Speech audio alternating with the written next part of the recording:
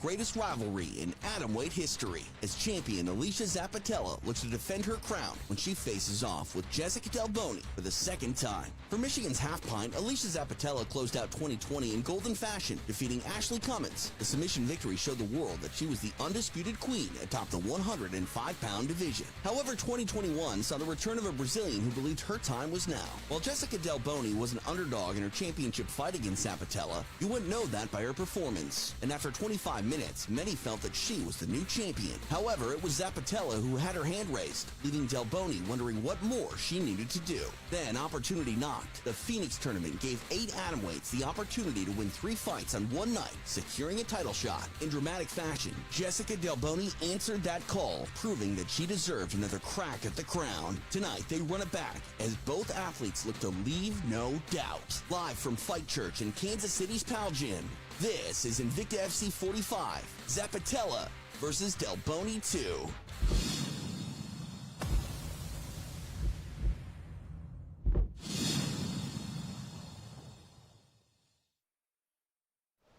A new year has arrived, and tonight Invicta FC is set to kick off its 2022 campaign by settling an old score.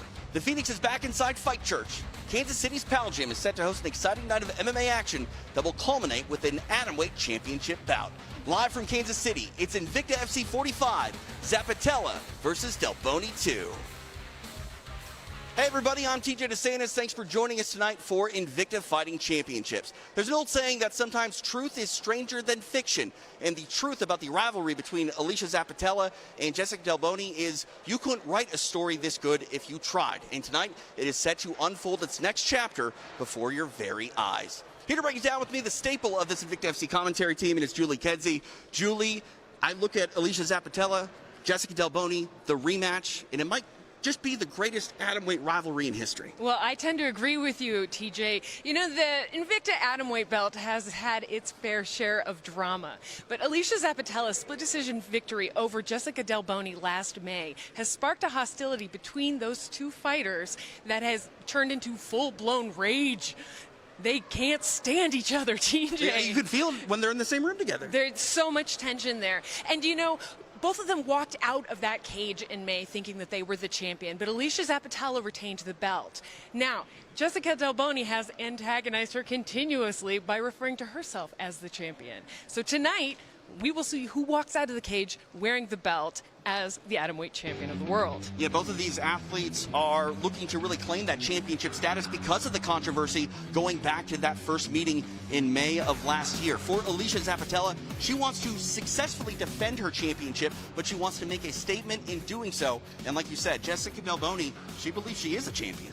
She does believe she's a champion, and I have to say, she showed championship mettle in their first encounter.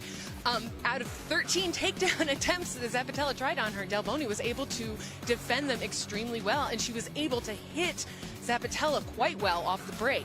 But Zappitella has so much faith in herself and so much skills, so much in her skill set that she is convinced she's only going to evolve more. She's only going to show us even more of why she was the champion. She was the winner of that fight, and she's going to put a period at the end of that statement. You know, she was forced to stand a lot in that fight because she simply couldn't take down the Brazilian, but she has some extra incentive to try to maybe keep this standing, but also use some ground and pound on the floor. She wants to prove to Jéssica Delboni that she is the champion, and she believes that belt is going home with her here tonight. For Jéssica Delboni, she earned this title fight by not only having a very competitive fight with Alesha Zappitella, but if she wanted to get this rematch, she had to go through 3 different opponents on one night to win the Phoenix tournament, and she did just that. She did. You know, you say had to go through, but she actually chose to go through. She wanted this fight. She wanted to test herself against different skill sets all in one night, including Zappitella's former teammate.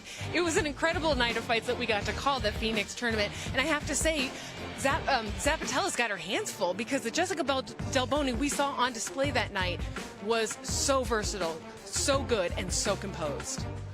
Delboni was on fire that night, and she's been incredibly active in grappling in other combat sports as well since winning that trophy. And tonight she hopes to keep momentum on her side as she, in her mind, looks to defend her title against the still, albeit reigning champion in Alesha Zappitella. And again, this fight is fire. It's the next chapter in a rivalry that, again, might be the very best at 105 pounds. And all week, Julie, they've been going back and forth. They've been chippy with one another, and it's all going to come to a head here in a matter of hours. It is, and you can see Zappitella is so firmly convinced that that is her belt. You know, she struggles with me to try to take it away during the photo shoot.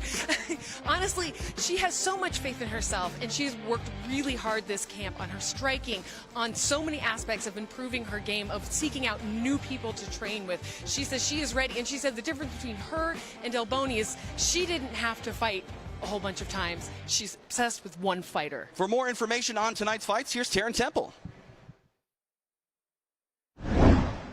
Thanks, TJ. As you know, it's been an 8-month build-up to this title rematch, and you can feel the tension in the building. But the rest of this card is a must-watch as well. Taking a look at it here, in the co-main we have Shamir Peshewa last minute filling in for Courtney King to face off with Ramona Pascual. Then we have Monica Franco and Hailey Cowan, who have both battled injuries throughout their careers and are looking to make a big move tonight. Helen Peralta up against Elise, Pone, both on 2 weeks' notice, and expecting a high-energy fight. Katie Saull, after tough split decision loss in her last Invicta fight, facing off with the rookie with a powerful wrestling background, Tamika Jones. And starting the night off is Klechka fighting on her home turf of Kansas City, going toe-to-toe with Maria Favela. Should be an exciting night, TJ. Invicta FC 45 is sponsored by The King's Daughter, starring Pierce Brosnan, Benjamin Walker, Fan Bingbing, and William Hurt, narrated by Julie Andrews. Exclusively in theaters January 21st. Visit thekingsdaughtermovie.com to find a theater near you.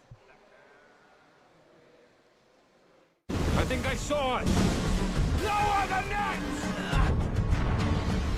I think she's a mermaid. You cannot kill the mermaid. You don't have to agree.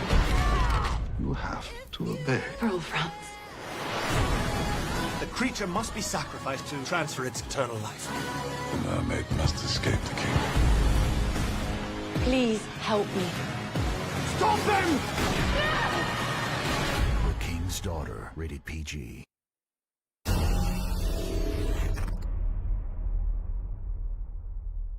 Bantamweights will kick off our night in Kansas City as Invicta FC veterans Maria Favela and Klechka are set to meet. After an amateur run that saw 5 victories, Mexico's Maria Favela started her professional career by winning her first 2 fights. This earned her a trip to the Invicta FC cage. Despite dropping her promotional debut to Josie Stortz, Favela returns tonight, ready to pick up her first Invicta FC win. For now, I want to go to the cage, perform well, enjoy the fight. Because I've been training for so long, waiting for the call again. So I just want to go to prove myself only for me and fight smart and show what I really have. Looking to spoil her night will be Klechka.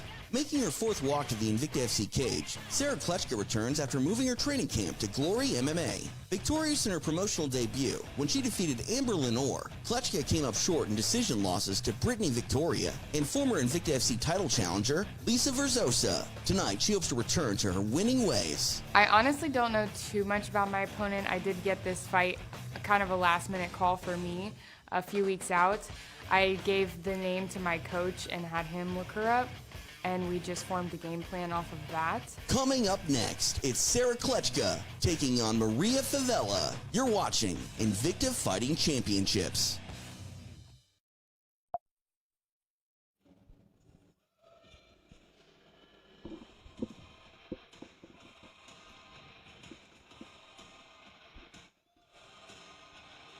Bantamweights will kick off our night here inside Fight Church in Kansas City, Kansas, and making the walk to the Invicta FC cage for the first time in a while is the now Kansas City native, Klechka, originally training in Florida. She recently moved her team and camp to Glory MMA, and it's been a little while, over 3 years, since we've seen Klechka inside the Invicta FC cage, and Julie, she believes that it's the relaunch of herself tonight. It's 2.0.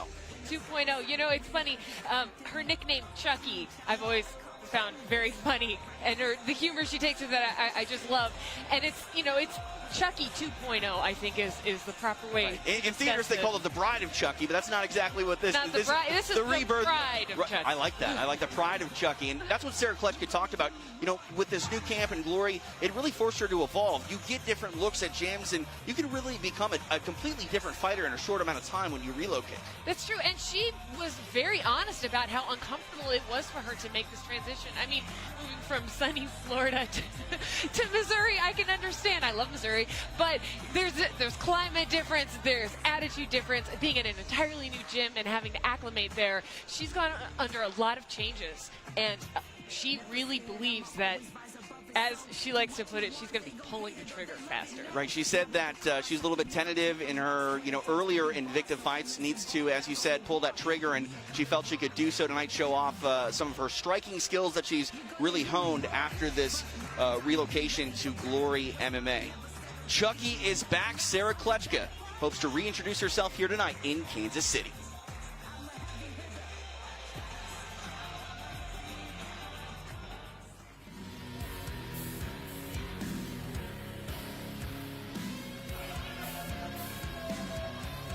There's a bit of a parallel between the story of Sarah Klechka and her opponent, Maria Favela. Favela, originally training in Mexico, she recently relocated to Las Vegas, training with Extreme Couture, and she says that relocation has really allowed her to become a well-rounded, ready mixed martial artist for a stage like this. She didn't perform the way she wanted to in her Invicta FC debut. She said the lights kind of got to her, but now she's ready to shine in them tonight. Yeah, she got that first Invicta debut jitter out of the way. She made her mistakes, and now she's ready to show us what she's made of. She said she wants to go out here tonight, and she wants to knock Sarah Klechka out. And when you look at a city like Las Vegas, there are plenty of fighters coming into town constantly, and she's been training a lot with Cynthia Calvillo, who's in her corner tonight, but she was also in the training camp of Juliana Pena for the fight with Amanda Nunes, and if that's not going to motivate you to go perform, I don't know what will. I know, that fight, that reference of the Nunes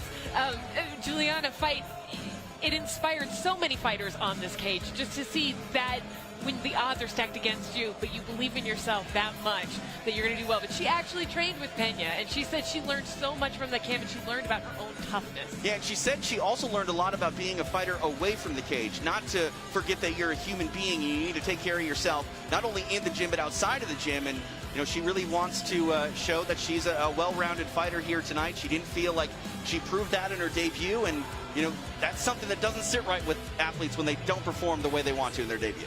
That's true, but you know what? Athletes love to have something to prove. Maria Favela ready to shine tonight inside the Invicta FC cage. Let's take a look at the tail of the tape for this bantamweight bout. It is powered by the King's daughter, a king, his daughter, a hidden world. Here is the tail of the tape, again, for this 135-pound affair. Both women are 28 years old. The Mexican Maria Favela stands 1 inch taller. Weight miss there for Favela, 138.4, so a bit over that 135-pound limit. Favela will have a half-inch reach advantage. For our official introductions and to get our night started here in Fight Church, here is Joe Martinez. Well, fight fans from the PAL Gym here in Kansas City, Kansas, a very good evening and welcome to Fight Church, an evening of women's professional mixed martial arts for your enjoyment. This is Invicta FC, Zappitella versus Delboni 2. And now, fight fans, we are set to go 3 rounds this in the bantamweight division. Introducing to you first, fighting out of the blue corner. This mixed martial artist stands 5 feet 6 inches tall, weighing in officially 135 pounds. She enters the cage tonight for the 6th time as a professional. Hailing from and fighting out of Kansas City, Missouri, here is Sarah "Chucky" Kleczka. And across the cage, her opponent fighting out of the red corner. A freestyle fighter standing 5 feet 7 inches tall. She weighed in over the limit at 138.5 pounds. In 3 fights, her record stands at 2 victories with 1 defeat. Desde San Juan de Rio, Mexico, here is Maria Jose Favela. And your referee in charge of the action is Zach Tiberius.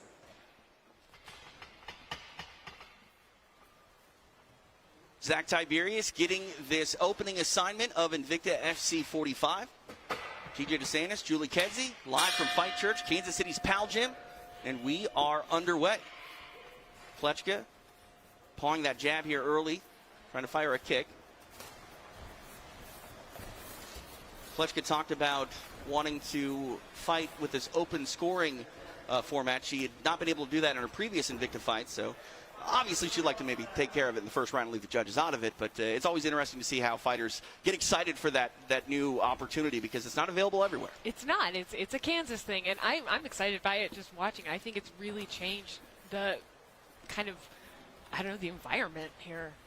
I think it changes the tactics. It really comes down to how you communicate with your corner and how you utilize that information. We'll see if that comes into play here. We'll also see if the weight miss for Favela comes into play. She missed weight by about 3.5 pounds, and sometimes that can be a hint that maybe a fighter didn't necessarily push themselves too much, or the weight cut was maybe so much that they couldn't go anymore. Yeah, and we can see Favela's sitting on her punches, but she's still throwing those kicks as she did in her first fight against Storts, those kind of naked kicks without the punches in front of them. I'd like to see her change. But I'm also, Klechka doesn't seem to be committing too much. So I think they're both just feeling each other out right now. Klechka, a black belt in Taekwondo. Obviously, you need to modify that training style for mixed martial arts, but it's always interesting to see how athletes do implement that traditional background. Klechka talked about taking this fight, and she's not one to do a lot of tape study. She handed that off to her coaches at Glory MMA. It's always interesting to hear the athletes talk about it because no two athletes are alike when it comes to how they study their opponents. Some like to hand it off to the coaches, and others sort of become obsessed with their opponents. Yeah, like we could see, like in the case of Alesha Zappitella, she said she's absolutely obsessed with Delboni and everything about her. Speaking of tape study, Favela said she did see, she did watch Klechka's work, and she said what she noticed is Klechka likes to push things against the cage a lot. We're not seeing that tonight, so I don't know if that's a surprise or if that's just something to come later. Anyway, we talked about that a little bit with Klechka and her relaunch, the Chucky 2.0. She said, if she did, Favela, look at her tape, that's a different fighter. That Sarah Klechka is really no more. Halfway point of this opening round. And there's always a gathering data part of a fight. Nice, strong right hand there. But we do like to see them get a little bit into it, a little less like sparring and feeling out, and a little bit more violence. Well, that's what's interesting about that opening round. You obviously want to feel your opponent out, but you can't do it too long because then you can drop the round. Absolutely. And it's not like boxing. It's pretty hard to take a round off in MMA.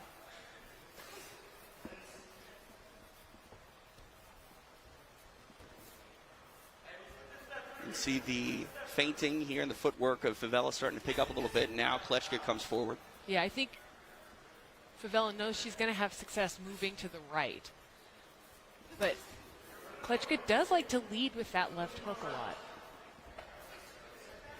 I think we can see a change in Klechka here because she, as you mentioned, Julie, is trying to keep this fight at range, at space, where in the past we have seen her initiate that clinch. 90 seconds left in round number 1.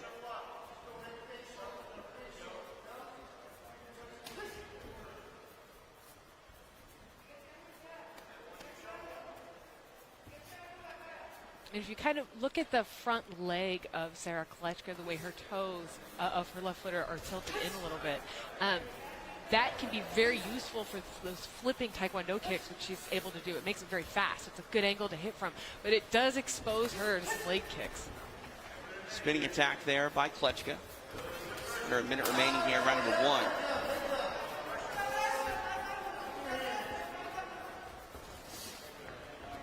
I feel like Favela's momentum is picking up here. You can see she's moving with some confidence here and trying to find that opportunity. Nice right hand there off that kick. She's attacked that lead leg of Klechka here a couple times. She really has, and I think that's smart because it will off-balance the taller fighter.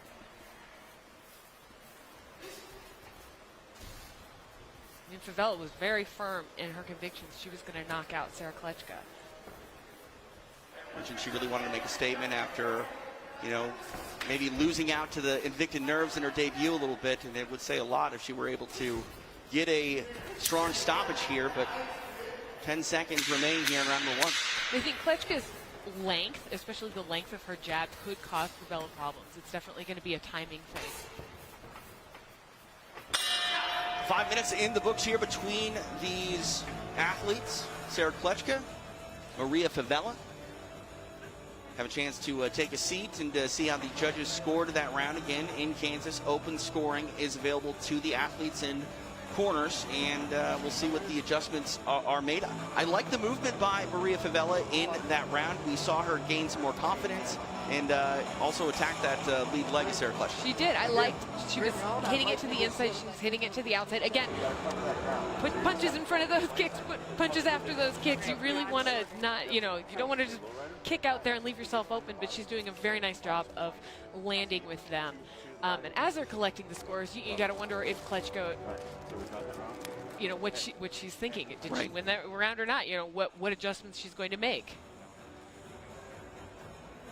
Sarah Kleczka getting that information from the judges at open scoring. We'll see how they have come down on things. Another thing, though, for Kleczka to keep in mind is she's been away from the cage for 3 years. It's been a long time, and she didn't believe and subscribe to the idea of ring rust really being a thing, but, you know, we're knocking it off now. Round 1 in the book, so she's found herself in a fight, and we are ready to go here in round number 2.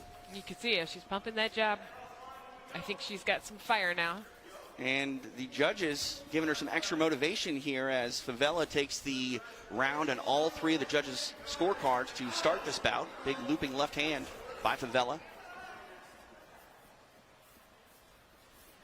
And that's the other thing about that information gathering process we're talking about. Now Kleczka trying to come forward with some punches, but you start to see what the judges reward in a fight. And thus far, they like the style of Mexico's Maria Favela. You know, and I think the way Favela stands, the way she, you know, her weight is forward when she's attacking, it does lead to more aggressive kind of punching, whereas Kleczka can tend to lean back a little bit. Even when she's throwing punches, she leans just slightly back, and, you know, that can work against her and her, I guess, the ability to land with a lot of power. I'm not saying she doesn't punch hard. You're definitely seeing some redding on the face of Favela right now. And as this fight goes deeper, we'll be reminded that Favela did miss weight by about 3.5 pounds. And, you know, I talked about that. Sometimes that is an admission of a fighter having, you know, too tough of a weight cut and they weren't able to get down any longer. Or sometimes fighters are kind of smart about it and they don't push themselves more than they need to, so they don't have as much of an adverse effect in the fight. Yeah, I think that you would get in trouble for saying that's smart. It becomes a trend. But it's veteranship. It's gamesmanship, you know? Nice shot. Ooh, wow. It was also a really nice hard right hand landed earlier, too.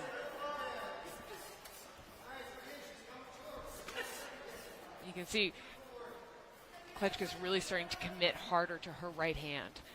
Having been hit with a cross, you want to hit them back with a cross. Sort of that anything you can do, I can do better mentality. Nice. Ooh, nice combination of punches by Kleczka, backs up Favela. Favela said she didn't want to fight with her back to the cage, and that's where Kleczka's getting her now. Nice circling away by Favela. Ooh, good kick. Kleczka definitely stealing some of this momentum in round number 2. And Favela's been pawing at her nose a little bit. There might be some blood there. I can't quite see it, but that's always an indicator that you should hit them there again if you notice them touch it. You're mean. Oh, yeah. Halfway point of the fight, 2.5 down. 2.5 to go in round number 2. Ooh, nice left hand. You notice also Kleczka is starting to attack the lower leg. She's really, you know, I think having been hit in the calf a couple of times and the inside of her shin a couple of times, she's starting to realize she should be hitting that back. And that low calf kick has really changed combat sports as a whole, really, over the last few years. And if you have that low calf kick in your arsenal, might as well use it. Yeah, I think she should kick everyone everywhere. Again, you're me. Yeah. It's fun to get Kleczka riled up like this. Like, I think she saw that score and she's getting mad or she's getting motivated, however you want to explain it. But we're seeing more pop.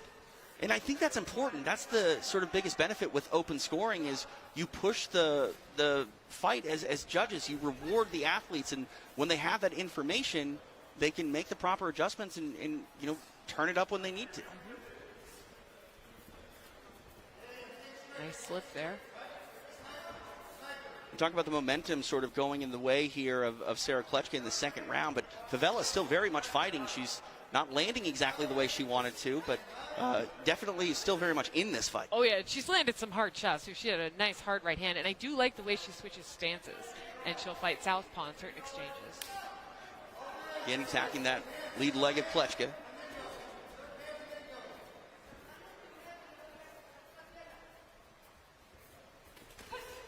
Nice right hand. Blood leaking from the nose of Favela.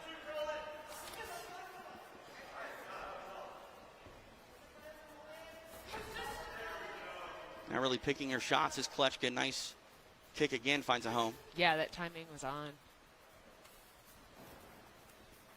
You know, I'm not a fan of the way she jabs, but it's working for her. So, Right. you know, just because I think it leaves her so open for that right hand, for that right overhand, because her hand is so low and her elbow is out. But at the same time, she really does create a lot of space with it. So. Final 10 seconds here in round number 2.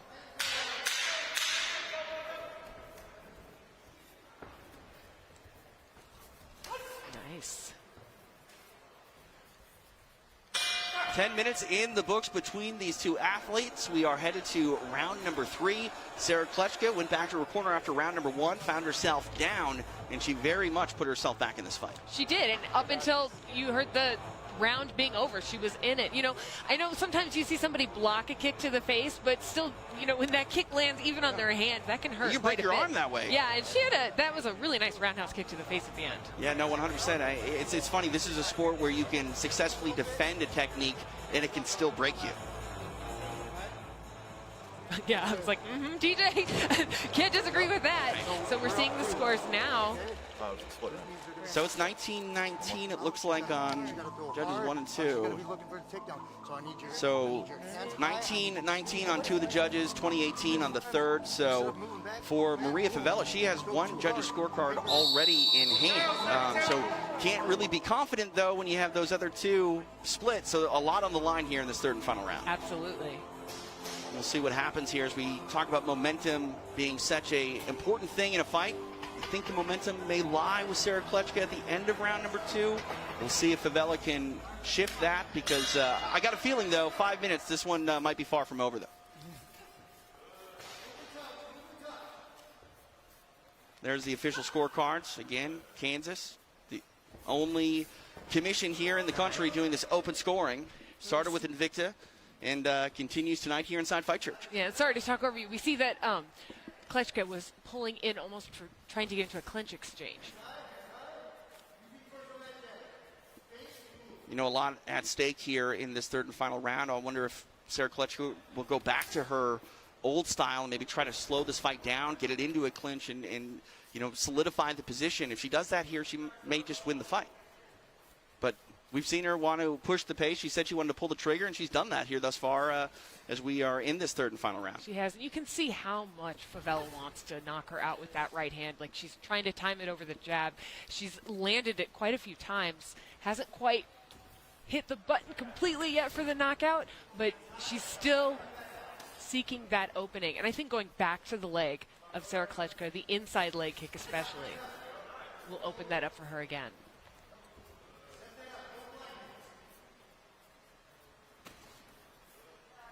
Jab by Klechka, followed by a cross from Favela.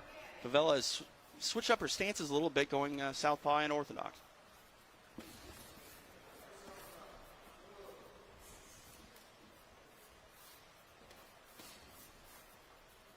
Klechka has really used that jab throughout this fight, as sort of basing everything off of that, trying to open up Favela with it.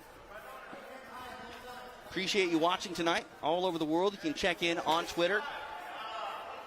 Wednesday nights now belong to Invicta FC. Get at us at Invicta Fights, at TJ DeSantis, at JulesK_fighter. Again, hashtag Invicta FC 45. Nice left hook landed there from Klechka.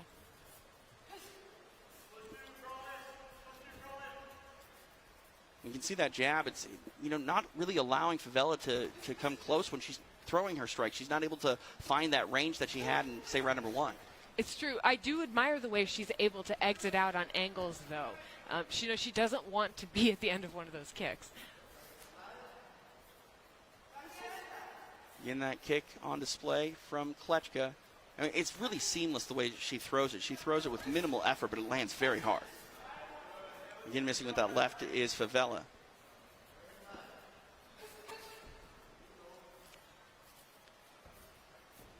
We talk about that Taekwondo background of Klechka. Do you still see that in her kicks? Oh, absolutely. And just the way she stands, the way, you know, she's a little bit more sideways. I mean, you make the adjustments in MMA for what's going to happen, right?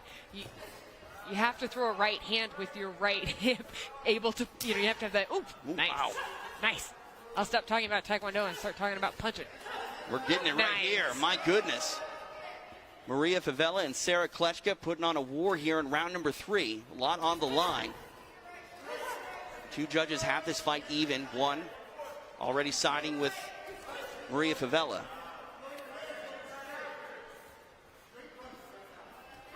And I think what's really going to pay off for whoever wins this fight is if they combine those punches, they fight in combinations. I know neither one wants to get hit by the other one's response, but I think 3 punches, 4 punches, putting it together, getting those kicked at the end of them instead of one punch stop.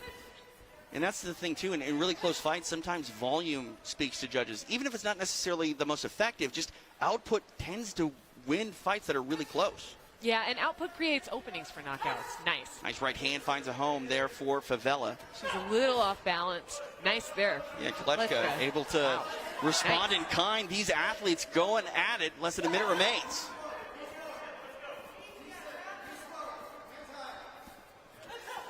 So much of fighting is call and response. You know, one person throws something, the other person throws something, and then when they actually start clashing and getting at it, you can see the real creativity. That's why I love combinations. That's why they're mixed martial artists. They're artists after all. They are. Yeah. Painting the canvas red with blood. Ooh, Klechka trying to open up the head. Favela finds the left hand. Again, really admiring the way that Favela, when these exchanges happen, she's finding a way to angle out of that. But Klechka's doing a very nice job of pursuing her now.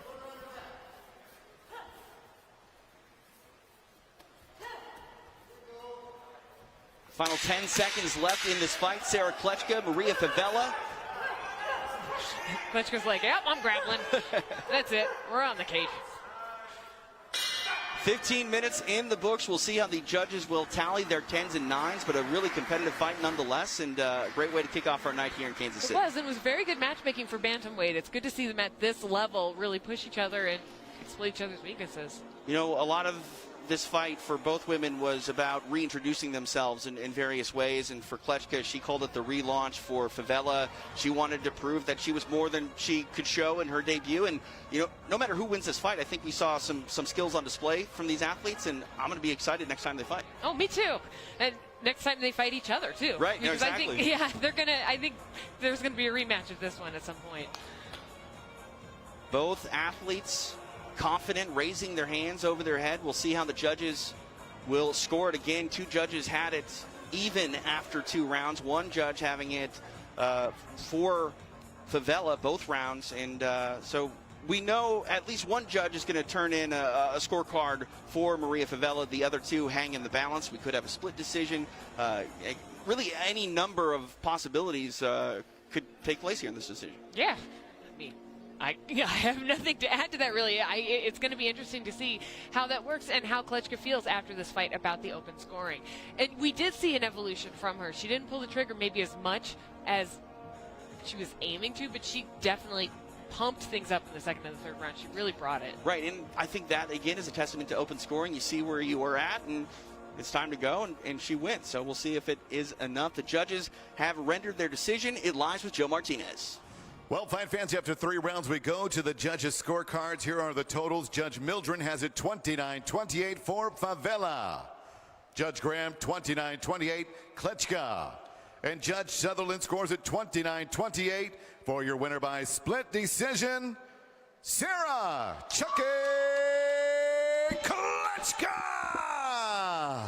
Well, it is a successful relaunch for Chucky 2.0. Sarah Klechka gets the nod via split decision, and it was a fun fight for 15 minutes. It was a fun fight, and we really saw Favela bring a lot of talent into the cage and a lot of evolution, too. So I'm excited to see both of them back. And, you know, they're young athletes in their career, so the idea of them maybe rematching down the road, I'm not going to get mad at it. Like, No. That was a good fight. It's only going to get better, I think, as these athletes continue to evolve and round out their games. And, again, anytime these women are fighting in the Invicta FC cage, I think fans are going to be appreciative. I think so, too.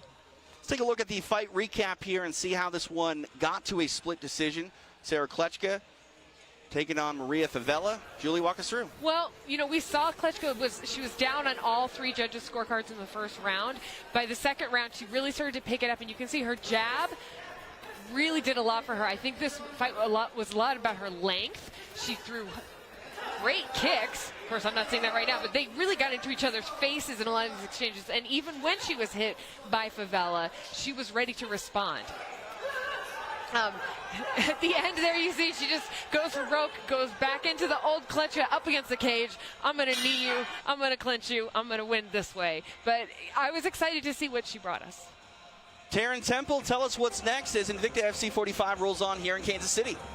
TJ, up next, we get our first look at atomweights for the night. We also get our first look at Tamika Jones, who has an extensive wrestling background, 7-time national champion, 8-time All-American. She only got the call a few days ago for this fight, but she told me that it's been her dream to fight for Invicta. Also warming up, Katie Saull told us earlier this week when talking to her that she was upset by that last loss by split decision, and it was really a tough one for her to get over, and she had to refocus mentally. She calls the mental addition to her game the final frontier, and she's excited to show people the real Katie.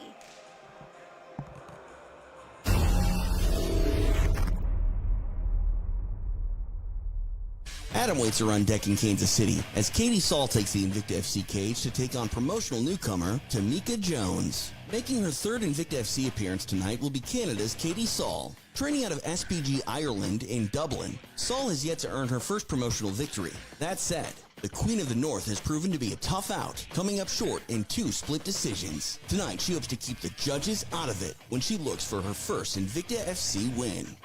We leave no doubt next time, regardless of decision. Taking the center, dealing with fatigue, staying focused, just things that will just play in my favor and won't leave it so hard to say next time. Fighting out of Las Vegas's Syndicate MMA, Tamika Jones is set to make her Invicta FC debut. Following an amateur campaign where she earned 4 victories, Jones proved victorious in her professional debut. Tonight, she looks for her 2nd straight pro victory. The hard part for me, as I was told, is already over because I've wrestled at such a high level of wrestling at Olympic status, pretty much as I would say that, and international even Olympic status. Straight ahead, it's Tamika Jones taking on the Queen of the North, Katie Saull. This is Invicta FC.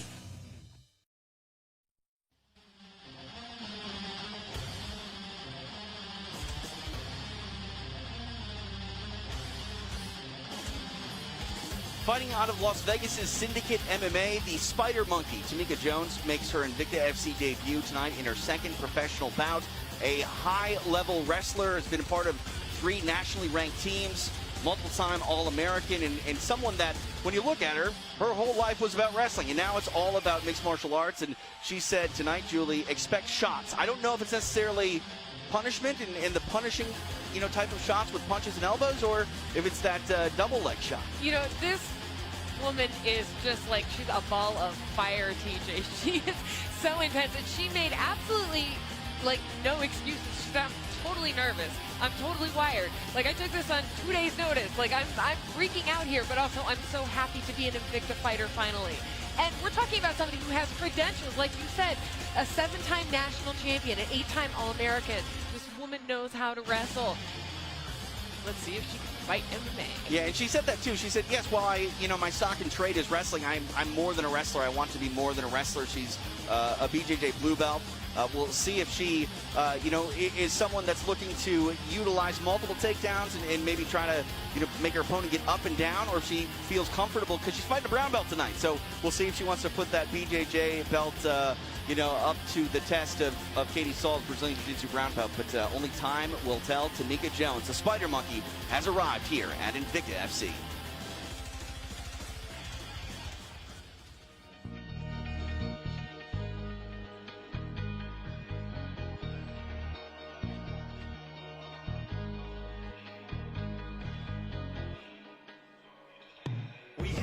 The record on paper is 0-2, and that is a little bit dubious. The Queen of the North, Katie Saull, is a very tough out. She lost both of those fights by split decision, and that did not sit well with her. She was incredibly motivated to get this opportunity. The call came about 2.5 weeks ago. She trains in Ireland, but she was home in Canada over the holidays, and when the call came, she said, absolutely, I'm ready to head to Kansas and fight. Yeah, you know, Katie Saull has been really going through so much with mental training, I mean physical training as well, but really with mental training and trying to come to terms with losing split decisions, which let me tell you, that is not an easy thing to come to terms with, but to recognize, okay, this happened, it's time to move on. And she does what she calls priming exercises, which I find very interesting. So 20 minutes before training, she just goes through her mental exercises. She accepts where she's at in the gym, and what she intends to accomplish. Very cerebral fighter, very cerebral and intelligent and cool human being in Katie Saull. And she talked about those split decisions and how they didn't sit well with her, but she, you know, admittedly dwelled on them for a controlled period of time, but she said, it's all in the past. I can only take care of what's in front of me, and tonight in front of her is Tamika Jones, and we are set to go here in Kansas City in the atomweight division. Let's take a look at the tail of the tape. It is powered by the King's daughter, a king, his daughter, a hidden world. Tamika Jones, making her Invicta FC debut, is 2 years younger than the veteran, the Queen of the North, Katie Saull, 32 and 34. It is Saull that will have a 2-inch height advantage and a 1-inch reach advantage. We are on point at 105 for this atomweight bout. For our official introductions, here is Joe Martinez. Well, fight fans, we are set to go with the next fight tonight. 3 rounds, this in the atomweight division. Introducing to you first, fighting out of the blue corner. This mixed martial artist stands 5 feet 2 inches tall, weighing in officially 105 1/3 pounds. In one fight, she has 1 victory. Fighting out of Las Vegas, Nevada, here is Tamika Spider Monkey Jones. And across the cage stands her opponent, fighting out of the red corner. This mixed martial artist stands 5 feet 4 inches tall. She weighed in at the atomweight limit, 106 pounds, and enters the cage tonight for the 9th time as a professional, fighting out of Dublin, Ireland. Here is Katie, Queen of the North, Saull. And your referee in charge is Nick Behrens. Nick Behrens getting his first assignment tonight inside Fight Church. Atomweight's ready to go inside the Invicta FC cage. It is Tamika Jones making her debut against the veteran Katie Saull. TJ DeSantis, Julie Kedzie, appreciate you joining us tonight. Again, live inside of Fight Church, Kansas City's Pal Gym. We are underway. The southpaw, Katie Saull, in the purple. Jones in the green. When you look at this fight, you know, on paper, it's a lot of different things. For Jones, a wrestler at her heart, you know, she could take this fight to the floor, but then she's taking on a brown belt in BJJ, but on the feet she's taking on a national team member in boxing for Canada. And I think she needs to settle down a little bit there. You know, she got a little bit wild and lost her balance there. And Saull is very good at picking you apart with her punches. She's very good at the counter punch and the counter attack. But what I do love about Tamika Jones, she said, oh, I'm a blue belt. I'm the best blue belt in the world, though. She did say that. We'll see if the best blue belt in the world, self-proclaimed, can get this fight to the floor to showcase those skills. But again, you know, on the feet with someone like Katie Saull, you're taking on a really refined striker. It's true, and a tall striker, too. She's able to really use that length. And I think that's what Jones needs to do. A flurry of punches to get that shot and get Saull on her back. When we look at the tail of the tape as we started this fight, only 1-inch reach advantage for Katie Saull and a 1-inch height advantage, but it seems a lot more than that when they're standing next to one another now inside the clinch.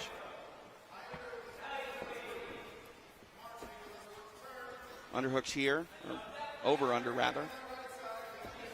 You can see Jones circling out, trying to get those punches off the break. Double underhooks now for Katie Saull. You know, I talked to Tamika Jones with you yesterday, Julie, and we talked about the grappling game a bit, and she said that scrambles could really be a factor in this fight. And now we see Saull trying to take down the highly accomplished wrestler, and does so. We'll see if the scramble is initiated here, but right now it looks like Saull trying to settle into this mount position. And you really don't want to have Saull on top of her. She's got a very strong jiu-jitsu game. Patient here is Saull. A lot of time to work here, just under 3 minutes. Nice elbow finds a home for the Queen of the North. I really like the way she grabbed the wrist on that too, TJ. Now giving up her back is Tamika Jones. Body triangle employed here by Saull. Jones is fighting hands as you should, working to get her way back up. We talked about that nervous energy from Tamika Jones. That nervous energy definitely going to be turning up here as Saull trying to wrap up this rear naked choke. Saull is being very patient, going from one attack to the other, but Tamika's really good at scrambling, like you said. I mean, she's a wrestler. She's really good at turning and twisting and moving and staying in motion. Hitting somebody in the face when they're on your back. She's a spider monkey. Oh, wow. And I actually really like the way she's posting with the back of her head. It exposes her chin. That's not good. But she's posting with the back of her head to try to neutralize the leverage you saw there. Now underneath the chin here is Katie Saull. Tamika Jones trying to fight that control here, trying to stay out of danger in this rear naked choke, but Saull might have it. It looks like the chin is tucked. Oh, yep. wow. Oh, she's out. Nicely done there by the spider monkey. Tamika Jones able to get out of danger, but still a lot of time left here for Katie Saull to wrap something up. 90 seconds. Ooh. Nicely done. Able to roll into the guard there from the body triangle. And now we'll see if Tamika Jones can get some offense going here to end this first round. And here's where she, really needs to be all the way in or all the way out. She said she wants to land some elbows. She wants to do some damage on the ground. Feet on the hips here of Jones by Saull. Nice elbow there.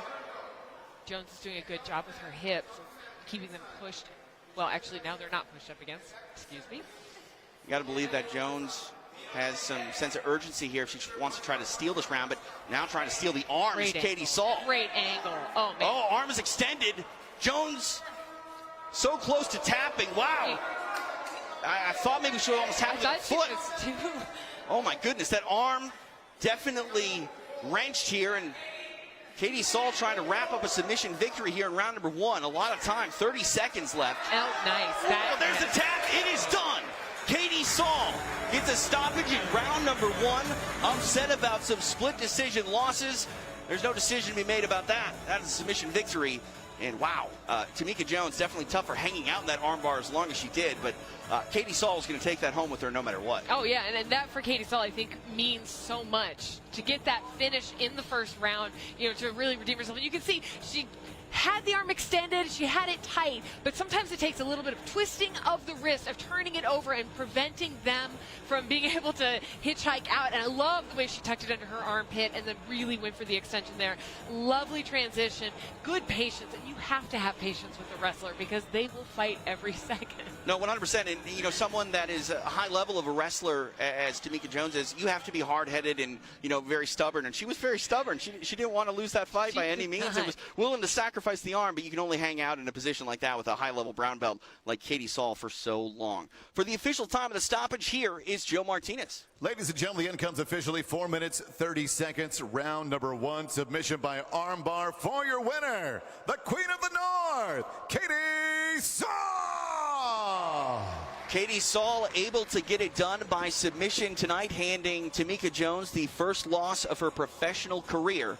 The Queen of the North getting it done tonight inside Fight Church here in Kansas City. And she'll speak now with our Taryn Temple. You look gorgeous. Thank you.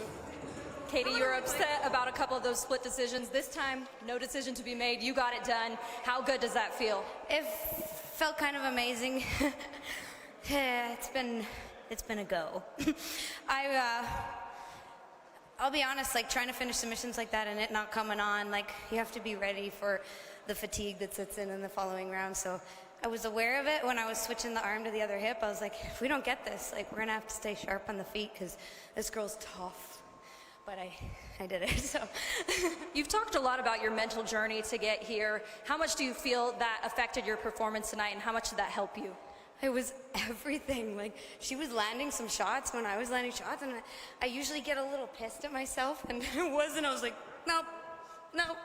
Just watching a lot of UFC fights maybe gets me to that space. I'm like, small reactions, man, and keep doing. A check in the win column for you. What's next? I just want to thank Shannon and everybody who gave me the second shot, because the last fight was so hard. We all saw the journey I went on to get there, so I'm just going to enjoy this. But I think everybody here knows I'll fight whenever. Congratulations, Katie. Ladies and gentlemen, Katie Saull. The Queen of the North getting that all-important first Invicta FC win here tonight. She was motivated after some split decisions didn't go her way, and I think we saw a very calm and calculated Katie Saull tonight. An improved Katie Saull and one that is going to be a problem for a lot of atomweights. Absolutely, TJ. You know, in this fight, it was a first-round finish, but it wasn't an easy first-round finish. She landed some shots, and like she said, she was also getting hit. She got the takedown against the wrestler, which is a moral victory. She got on top of her. She got her in the mouth. She had her back, and Jones was able to get out of it. Saull was patiently digging for that choke, but it was ultimately this armbar and the transition under the elbow. Let's read her tweet about that armbar online at Invicta Fights. That armbar was nasty. I thought she was about to take it home. Yeah. I mean, she was going to take it. If Jones wasn't going to tap, Katie Saull was not going to let go. You know, the thing about Jones, though, she said, I am at the first rung of the ladder in my career. I'm so happy to be an Invicta fighter. And she faced Katie Saull. I mean, there's a moral victory in getting out of that rear naked choke, all those rear naked choke attempts. Yeah. Phenomenal fight, to say the least. A lot more fights headed your way. We got a fun flyweight fight next. Taryn Temple, take it away. TJ, as you said, coming up next, we get a look at the flyweight division.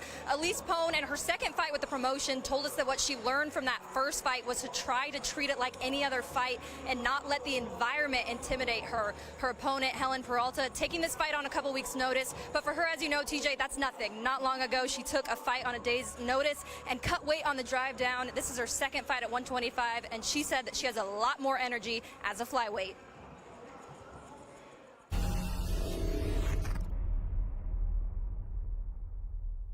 Flyweights will fight in Kansas City as Helen Peralta and Elise Pone are set to take the Invicta FC cage. The hard-hitting Helen Peralta returns to Invicta tonight, looking to pick up the 5th win of her professional campaign. Never one to shy away from a fight, Peralta stands ready to kick off the new year by reminding everyone that she is a flyweight to be feared. If I don't feel like there's any much power coming from her side, I'll just keep standing because people like to see a knockout.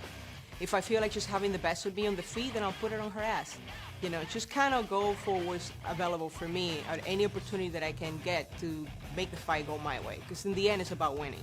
Fighting out of State College, Pennsylvania, Elise Pone picked up her first Invicta FC win in her professional debut. With an extensive Muay Thai background, Pone proved too much for Chrissy Andoli, winning the bout by second-round TKO. Now she looks to showcase her skills once again in her second Invicta FC appearance. I'm ready to put up a fight standing up. I'm willing to put up a fight on the ground. I'm very confident in both areas. I think she's the same way. So we're just two women that are going to get in there and put on a heck of a show. On deck, it's Elise the Peace Pone versus Helen Peralta. This is Invicta Fighting Championships.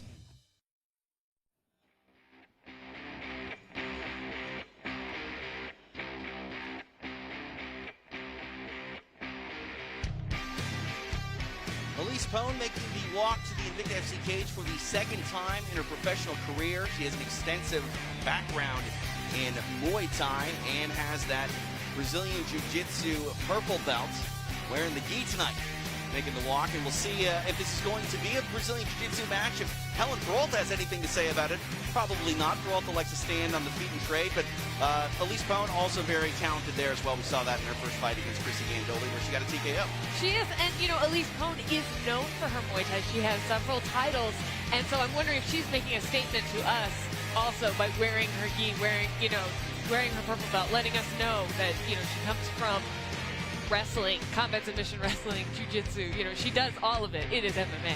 And she likes to take, advantage of all opportunities in front of her. She took this fight on a little bit of short notice. She got the call on New Year's Eve, and she said, absolutely, it was a no-brainer. I'm going to go back and get in the Invicta FC cage when it's offered. And, you know, we'll see, you know, how she can perform. In her first fight with Andoli, it was a bit of a slower first round, but in the second round, she came out on a mission. She went to go get the stoppage, and that's exactly what she got. So she was definitely motivated in that fight, and you can be sure that she's motivated to pick up win number 2. She is, and she has such an interesting perspective in the cage. She says, I'm a robot. I do what my coach tells me. He tells me to jump the snake. I do it. I listen, and I perform. And I think that's exactly what happened in that second round. We'll see if she can pick up her second straight victory inside the Invicta FC cage tonight. Elise the Peace Pone ready to go to work here in Kansas City.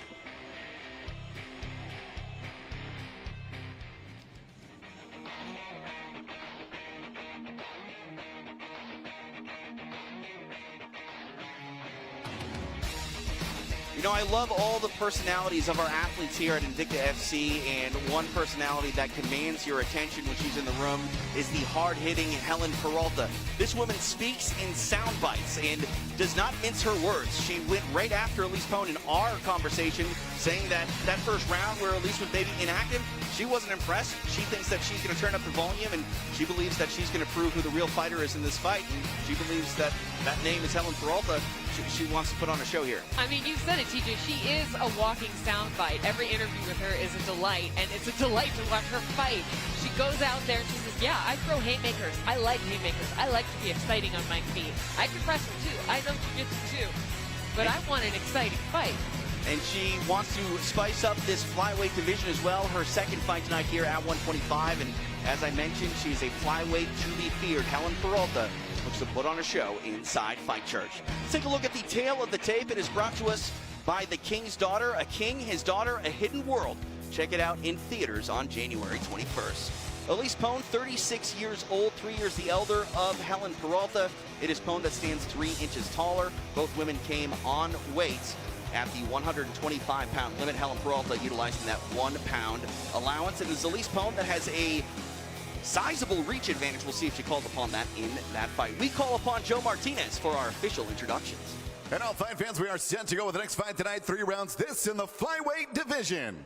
Introducing to you first, fighting out of the blue corner. She's a catch wrestler sitting 5 feet, 8 inches tall. Weighing in officially 124 3/4 pounds in one fight. She has 1 victory. Fighting out of State College, PA, here is Elise, the Peace Pone. And across the cage, her opponent fighting out of the red corner. This mixed martial artist stands 5 feet, 5 inches tall. She weighed in 125 1/2 pounds and in 6 fights. Holds a record of 4 victories with 2 defeats. Fighting out of Fairfield, Iowa, here is Helen Peralta. And your referee in charge is Zach Tiberius. Zach Tiberius getting this flyweight assignment. It is Elise the Peace Pone taking on the hard-hitting Helen Peralta. TJ DeSantis, Julie Kenzie inside Fight Church, Kansas City, Kansas for Invicta FC 45. Pone in the black rash guard, the black tank is Helen Peralta. And there go the haymakers. Oh, nice trip. Peralta allows Pone to stand back up. Oh, wow. Getting creative with the strikes here early. One of the things she says, she loves to be exciting. We've seen that in the past. You look at Helen Peralta, we've seen her determination on display, cutting weight, on her way down when she took the fight on literally a day's notice. She said she was ready to fight at bantamweight if it called for it. But you look at these two women inside the Invicta cage here. Peralta a lot shorter than her opponent Pone, but now on the inside getting this clinch. Getting the clinch. And, speaking of people who are proud of their blue belts, Helen Peralta also said, I'm the baddest blue belt on the planet, besides Derek Lewis. Right, yeah. All props to the Black Beast, Derek Lewis. Yeah, I like all these blue belts talking themselves up. I like it. We see now Peralta again inside this clinch. I wonder if that is the mission here with that long reach advantage for Pone. I think that would be smart. She does want to fight exciting, but you can see she's fighting for wrist and bicep control right there on the inside to set up probably some elbows, and she's also fishing for the outside trip, I think. A character in many ways is Helen Peralta. Always likes to get under the skin of her opponent. That was on display in her Invicta fight against Cheyenne Bays.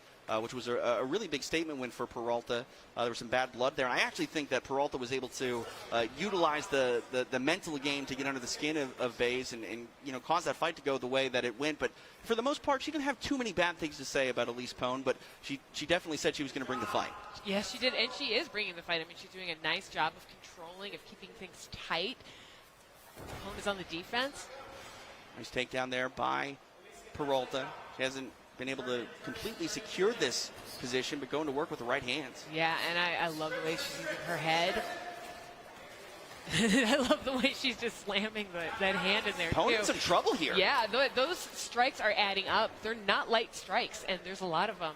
I think we used to call those bowling balls back in the day where you just kind of were just winging from that elbow. It hurts a lot. And Pone was able to stand back up, but I mean, she took a lot of punishment from it. And again, Peralta's still winging that right hand here in this clinch. And Pone is wrapped around the head of Peralta, which could quite possibly give up her back if she continues to turn that way.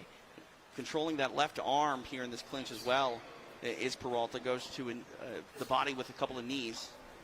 And I like how she knees, attempts to trip, punches, attempts to trip.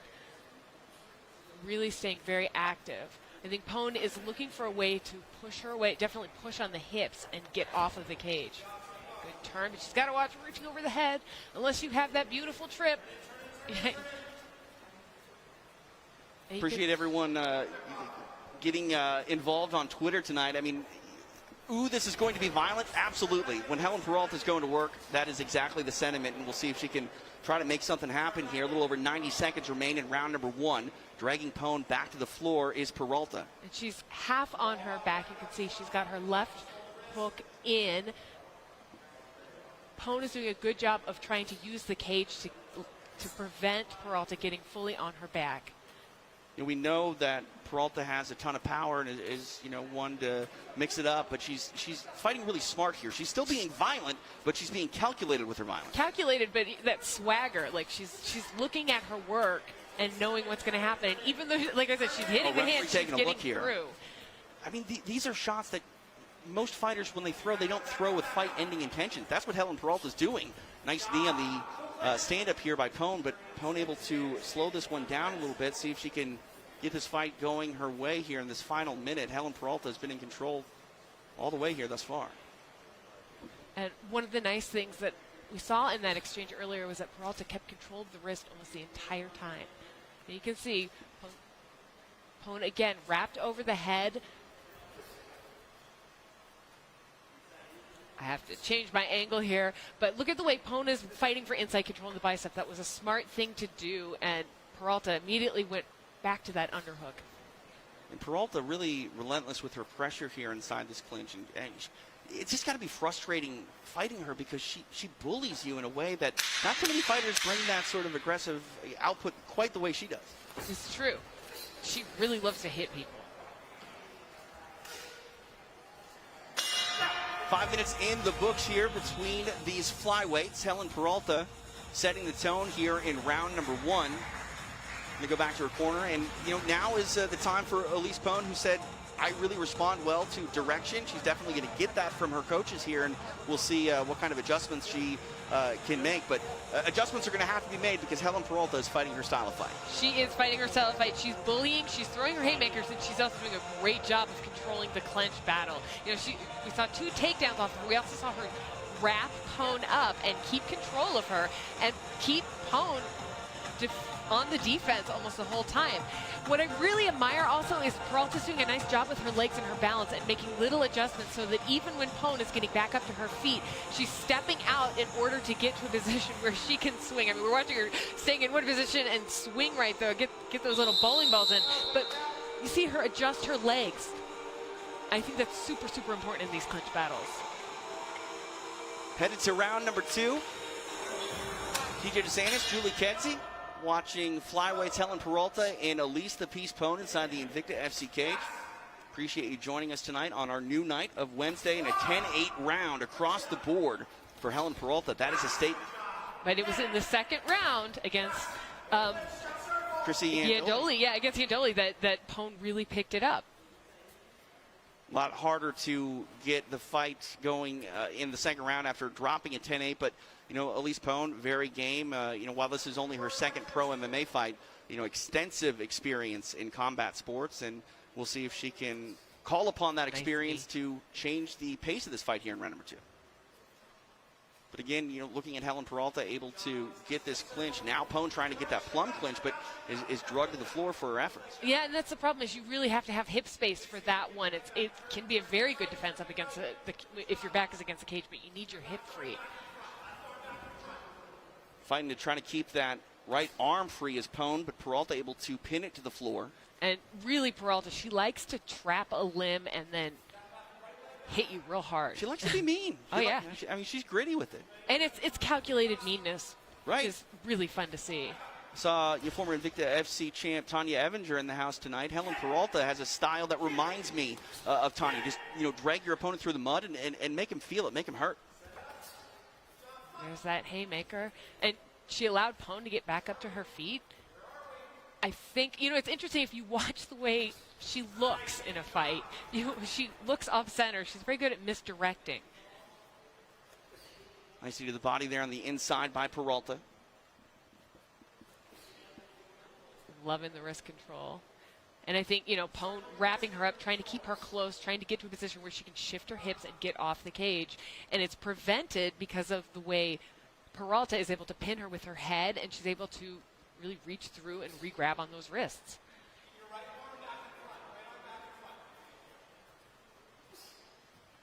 Again, with that right hand, Helen Peralta finding a home and controlling that left arm of Elise Pone, so she can't really defend herself the way she wants to. Yeah, that's really frustrating, to be tied up and also hit. It shouldn't make any sense. They're holding onto your hand, and yet they're hitting you. Halfway point of the fight now, 2.5 down in round number 2. And talking to Helen Peralta, her focus is fighting now at 125 pounds, and she believes she carries a lot of power, but she knew she was going to be undersized. She says some of the straw weights are bigger than her, but she feels confident that she can make a statement and an impact here at 125. Well, she definitely looks strong at 125, and she looks like she's making an impact tonight. Again, just watch what she's doing with her feet in these clinch exchanges, when she tries to go for a trip, and sometimes she gets a trip, sometimes she doesn't, but she immediately wedges in with that leg afterward to make it harder for Pone to find a space off the cage. It's really good control, TJ. Yeah, and that's the thing, too. Elise Pone knew what she was in store for in round number 2, because this is the strategy that Peralta used in round number 1, and she just hasn't been able to find an answer for it. Now back to the floor, 90 seconds left in round number 2. The corner here of Pone trying to implore her to get a guard back, try to break this, because that's the thing with Peralta on the floor. She's not sitting in the guard. She's not allowing herself to be slowed down in any position. She's taking this dominant position and looking to punish. She's taking the dominant position. She's wrapping up the leg. She's making a get-up hard to do, and get-ups against the cage are generally, that's you want to be up against the cage to get back to your feet, and that's hard to do when your wrist is tied up and your leg is tied up. Now, she is able to get that space at times. She has been able to get up before, and I think Pone can get up again, but I think it's really going to come down to not protecting against the punches so much as looking for a way to wrap underneath with that arm. Get that arm wrapped. In the final minute here of round number 2, the first round was a very dominant one for Helen Peralta, winning on all 3 judges' scorecards, 10-8. And we'll see if they turn in another 10-8 scorecard if this goes the final 30 seconds here. But again, another round that is just as dominant on display here by Helen Peralta. And it can be so frustrating to be pushed against the cage that long. It's exhausting.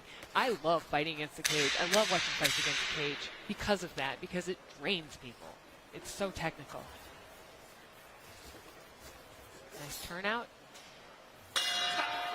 10 minutes in the books between these flyweights. Helen Peralta in control thus far of Elise Pone. And, obviously the physical wear and tear is adding up. for Pone, but mentally, like you said, this has got to be the hardest part, heading into this third round to mentally, maintain your resilience, because Helen Peralta is going out there and really doing anything that she wants thus far. Yeah, and it's especially draining when you're probably expecting, because Peralta has put that time in with the bare knuckle box, excuse me, she was probably expecting her to really throw down, which she's done her haymakers, but to pin her against the cage, to be that technical and to keep pushing on that is emotionally fatiguing, TJ. Inside the corner a moment ago of Elise Pone, the scorecard was seen by him, and he just said, look, you need to finish, which, when you drop a 10-8 round, you pretty much need to finish at that point. And again, no news being broke to Elise Pone that this round, the points don't matter. You want to get your hand raised, you got to go out there and stop Helen Peralta. And on 10-8 rounds, that's something that Kansas is really trying to implement hard. They really want to make a 10-8 round a thing. Ooh, nice right hand. That's a thing that drops Elise Pone. 2016 for one judge, 2017 for the other two. So Helen Peralta firmly in control of this fight, but don't mistake it. She's not going to rest on her laurels here and slow down by any means. And you can see her aggression on display. She dropped Pone to start this third and final round. You see the body there, and now going for a big takedown. Nicely done by Helen Peralta. Not where Elise Pone wanted to be in this third round. She tries to get back into this fight. You can see, you can hear her coach telling her to wedge, but she's unable to. Peralta just steps right over it. And that's what's so dominant about this fight for Helen Peralta. The strikes are there, but just the positional dominance, and now right hand to the body. Pone able to stand back up, and Peralta, I think she's just having fun here in the third round. Oh, yeah, I think Peralta's having a lot of fun in this fight. Nice left hand. Good kick from Pone.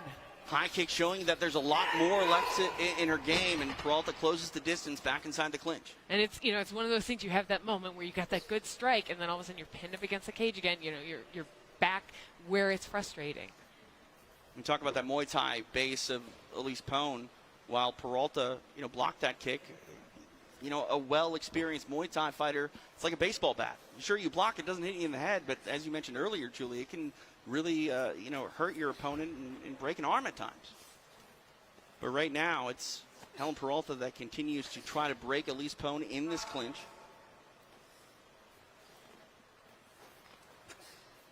I have to stop raving over that footwork, but I'm not going to, because I really like that. Working for the trip and then stepping into wedge. It gives her the opportunity to find those high shots and then to go back. That's chaining your wrestling. Right. That's chaining your striking. It's so nice to see it done this consistently. And I think it's something that is underappreciated about Helen Peralta, because she is a hard hitter. She's a power puncher, but she's technically refined everywhere. And, like you said, the footwork, it all really stems from those basic fundamentals. And Helen Peralta is showing that she's really got a well-rounded mixed martial arts game here inside the Invicta FC cage. 2.5 minutes remain here in round number 3. She's hiking up those double unders. Back on the cage and wrapping. Peralta is also, she messes with your mind as a fighter too. She lets you do things just so she can do something else. She lets you get back to your feet. Nice elbow. Wow. And that can change the pace of a fight. We'll see if Elise Pone can capitalize on it, throwing a high kick. Yeah, and that's exactly what she... Wow. And then Helen Peralta wings some punches. Doesn't even land necessarily all those shots, and Elise Pone has to respect that, and now we're back inside the clinch. Well, yeah, I'd respect those punches. They could put you down pretty fast. But again, that was a very nice elbow by Pone. I really like the angle of it, and I think Peralta definitely felt that. Stopped her for a second. Our pal Tommy Toehold checking in on Twitter tonight. Appreciate him doing so. Hashtag Invicta FC 45. 90 seconds left here in the fight. We'll see if Elise Pone can make something happen. She had an opportunity a moment ago, and you could hear her corner really come alive. The fight is still there. They want to make something happen, but they can't stop this train that is Helen Peralta. The Helen Peralta train. Climb aboard.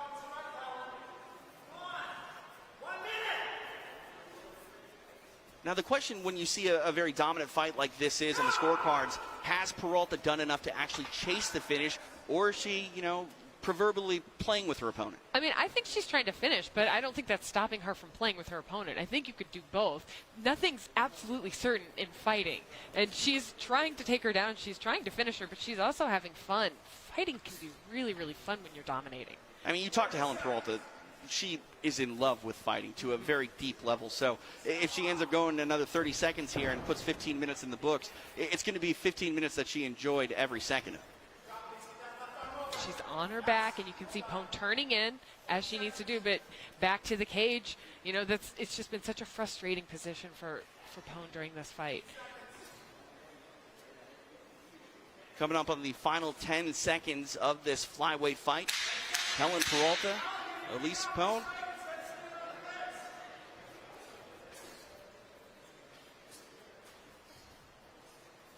And there's the final bell. The judges, you know, tally their 10s and 9s. Well, 10s and 8s, maybe 7s as well, because that was dominance by Helen Peralta, who came to make a statement. She doesn't get to finish tonight, but again, she proved to everyone at 125 pounds, you know, be careful if you get in the cage with her, because it might be a long night. Yeah, and you know what? Flyweight is a really fun division right now, TJ.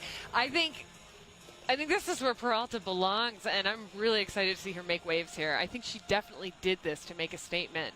I mean, I think she was trying to knock her out, but I also think if she wasn't knocking her out, she was showing us that she has the ability to fight in every position and dominate in every position. Right, and again, yes, there wasn't a stoppage, but it was such domination that when the judges have to write down the score, it's unorthodox scores. You don't see a lot of 10-8s, you know, verging on 10-7 rounds, and Helen Peralta firmly in control, and, you know, short of an elbow in the third round for Elise Pone, it was all Helen Peralta as far as offense is concerned. It really was. And, you know, props to Pone. I mean, she knows she lost that fight. We know she lost that fight. They're tallying their scores right now, but this could be a very good learning experience for her, having gone all 3 rounds and seeing some of these positions and seeing where she is dominated. Yeah, I mean, for Elise Pone, it's only her second pro mixed martial arts fight, and, you know, in there with another highly talented fighter in Helen Peralta. Good learning experience nonetheless for Elise Pone. But to make this one official, here's Joe Martinez. As we go to the scorecards, here are the totals: 30-25, 30-25, and 30-26.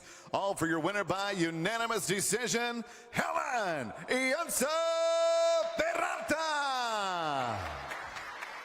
Helen Peralta getting it done. A unanimous decision goes her way, and she'll speak with Taryn. Helen, just making an absolute statement tonight, so comfortable. What was going through your mind during that fight? This is the first time that I'm in there with someone close to my level of grappling. So I wanted to get some rounds in, like see what I could do, see if I can get a takedown. I never take anybody down, but I thought, you know, just a purple belt, but I'm the baddest blue belt on the planet. Second only to the Black Beast, Derek Lewis. Other than that, I'm the best blue belt on the planet. And I thought, you know what, I'm going to see what it feels like to fight on the ground and just like grind it out as opposed to just focus on haymakers. To put on this kind of performance, only your second fight at flyweight. Where do you want to take this? Oh, I'm going to stay at flyweight. I love food. After this, I'm going to eat so much garbage for the next 4 days, and then I'll get it back on Monday. But it feels good to fight your natural weight class. I think that we will have a lot better fights, and fighters will have a longer career if they were to fight at a higher weight class. As opposed to killing yourself right before, you know, the biggest fight of your life. That doesn't make any sense to me anymore. Helen, congratulations. Ladies and gentlemen, Helen Peralta. Always a character, Helen Peralta. She's in love with fighting and also in love with food. So obviously, let's stick around at flyweight. But she's going to be in love with this performance when she looks back at it. I'm extremely glad I had my the cough button on because I just did a spit take. Well, but I mean, this entire fight is a spit take in terms of like just watching somebody dominate from all these positions and just watching her attitude, watching the way she just loves to land those punches. She loves to hit people. Beautiful striking. Just pinpoint on that right hand. And then this grappling, she wanted to test herself. She never takes anybody down. She takes people down. But the way she was taking Pone down and the way she was controlling. Helen Peralta, a factor in this Invicta FC flyweight division. But up next, it's bantamweights. Taryn Temple, take it away. TJ, up next we have new to Invicta but not new to athletic success, Hailey Cowan, a two-time All-American in tumbling and acrobatics at Baylor. She said her background in high-level gymnastics has prepared her for the time commitment that comes with an MMA career. Facing off with her Monica Franco, she brings with her the pride of fighting out of Hawaii. She feels that there's a fighting spirit that comes from her home state. At 37 years old, which is still young by the way, seeing athletes like Tom Brady and the late Kobe Bryant have success in their 30s has inspired her in her career.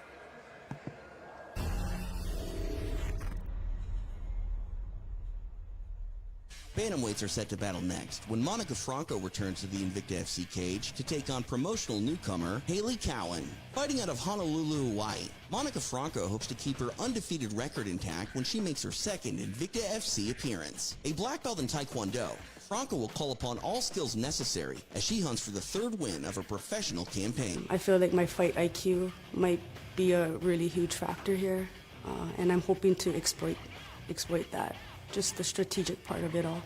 Looking to hand Franco the first loss of her career will be Texas native Hailey Cowan. Despite making her Invicta FC debut tonight, Cowan owns wins over Invicta veterans Brittany Cloudy and Sarah Klick. Tonight, she hopes to make a statement by picking up her first promotional victory. You can look forward to a lot of fast-paced everything. Boxing, wrestling, kickboxing, jiu-jitsu, you name it, I'm going to do it. And I'm really, really, really excited to showcase what, I haven't fought in a year and a half, and I'm really excited just to showcase what I've been working on, and I've been working on a lot. Coming up next, it's Hailey All Hail Cowan versus Monica Fearless Franco. This is Invicta FC.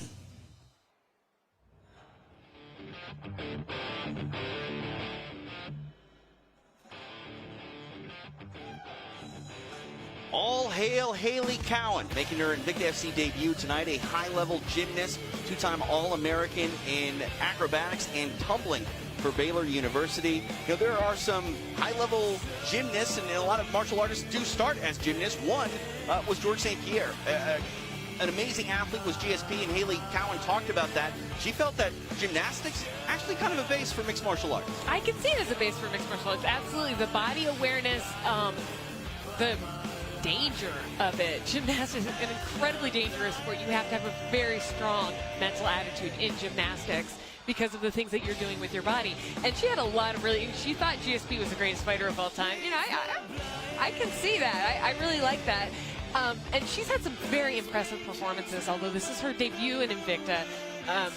She's put on some really good shows. And she's coming off of a long layoff. She had some surgeries, fought with a torn meniscus and torn LCL. So she wants to get back in a big way and really make a statement here at Invicta. She talked about the importance of fighting in this promotion. It's the first time she's gotten away from, the one promotion she's fought in thus far. And she really wants to make a statement and believes that her future is very bright in mixed martial arts, and her future here in Invicta all starts with that first impression. Well, I think she's going to make a good one tonight, but she definitely has her hands full with Monica Franco. She actually called out Franco. She said, I want that fight. So I'm interested to see what she sees in Franco, and Franco liked that she was called out. Yeah, she asked for it, and she got it. All hail Hailey Cowan, ready to put on a show inside her Invicta FC debut here in Kansas City.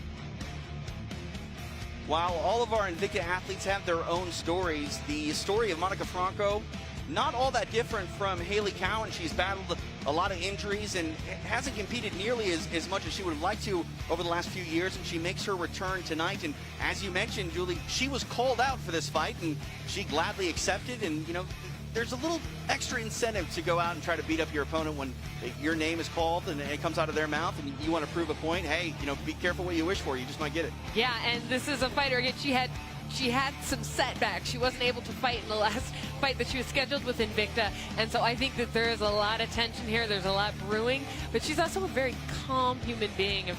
I said cerebral about Katie Saull. I think Franco is also very cerebral, very spiritual kind of in her approach to MMA. I enjoyed that. I enjoyed talking to her quite a bit, and she is very proud of her Hawaiian heritage.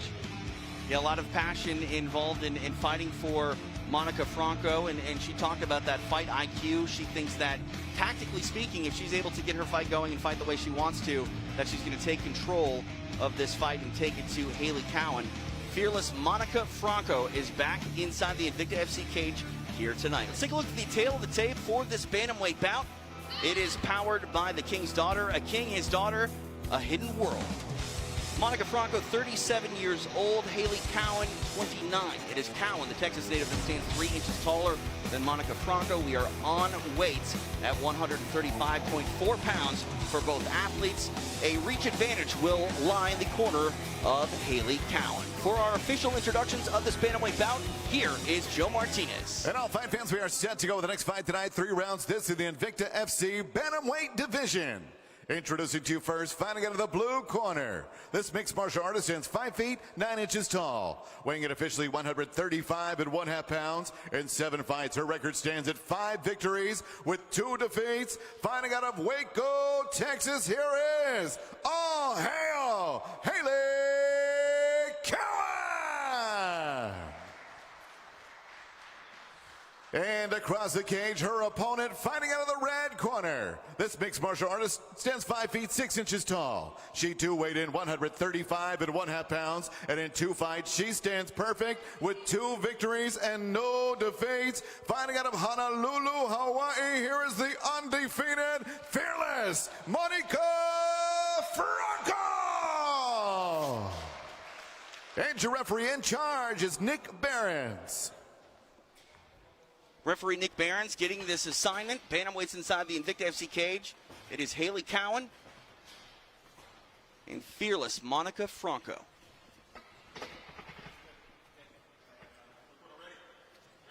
TJ DeSantis, Julie Kedzie inside Fight Church, KCK's Pal Gym here tonight in Kansas City for Invicta FC 45. Appreciate you joining us on our new night. Cowan in the black tank top, Franco in the black rash guard. Cowan, you can see, immediately took the center of the cage, immediately trying to impose herself physically on Franco. Cowan has a sizable reach advantage, 4.5 inches in this contest, but she's the one that initiates the clinch here and tries to get this fight maybe to the floor. She controlling Franco here up against the fence. Double unders here, and Franco trying to push at the head of Cowan.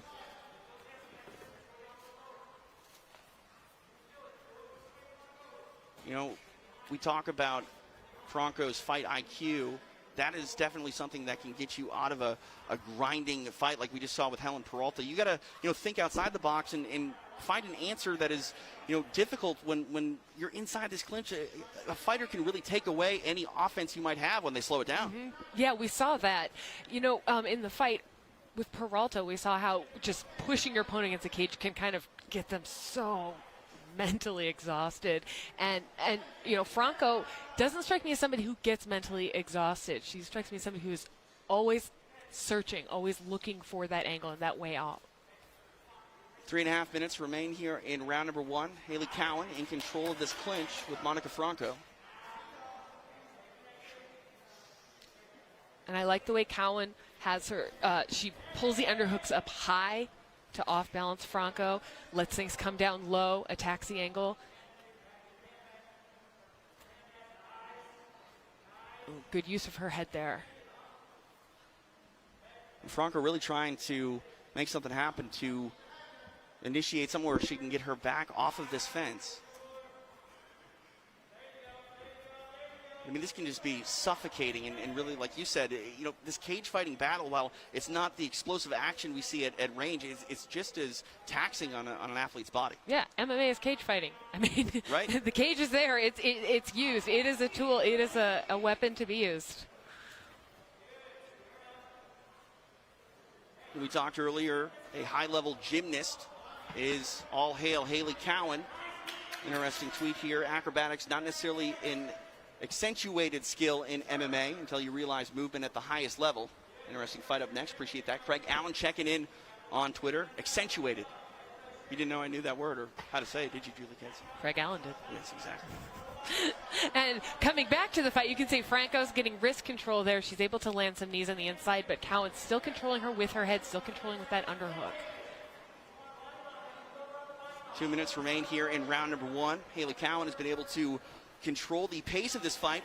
But that's nice defense from Franco when she's pushing on the head and dropping down like that and trying to split. You really want to split somebody's, I guess, basically their neck from their hips in order to make movement happen when you're being dominated.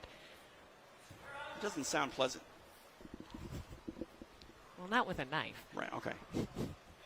Touch over 90 seconds here in round number 1. Cowan, really afforded a lot of time here to work inside this clinch too. So you learn that, the referee in this instance, Nick Barons, is allowing these athletes to work here. And if Monica Franco wants to get away from this position, she's going to have to earn it. And she's pushing on the head again. Cowan's athleticism and tumbling, gymnastics, however we're going to, be talking about it. I know I'll get it wrong, but it's really playing a big factor in her ability to balance, to stay on balance when Franco's splitting positions and trying to get out. Nice knees there by Cowan. 1 minute remains here in round number 1. And she was able to drag her down to the ground and deliver knees on the way up, which I quite like that combination. It's one thing to get this position, as we talked about in the previous fight with Helen Peralta. It's another thing to really control it and try to be smart with your strikes, because if you don't do anything with this position, the referee has no choice but to take it away from you. And Cowan is proven to take the fight to Monica Franco now with this takedown. 30 seconds remain in round number 1. Franco's fishing for a Kimura position. Cowan pulls out, lands some strikes there. Open half guard here. Trying to grab around the neck is Franco, but Cowan shuts it down.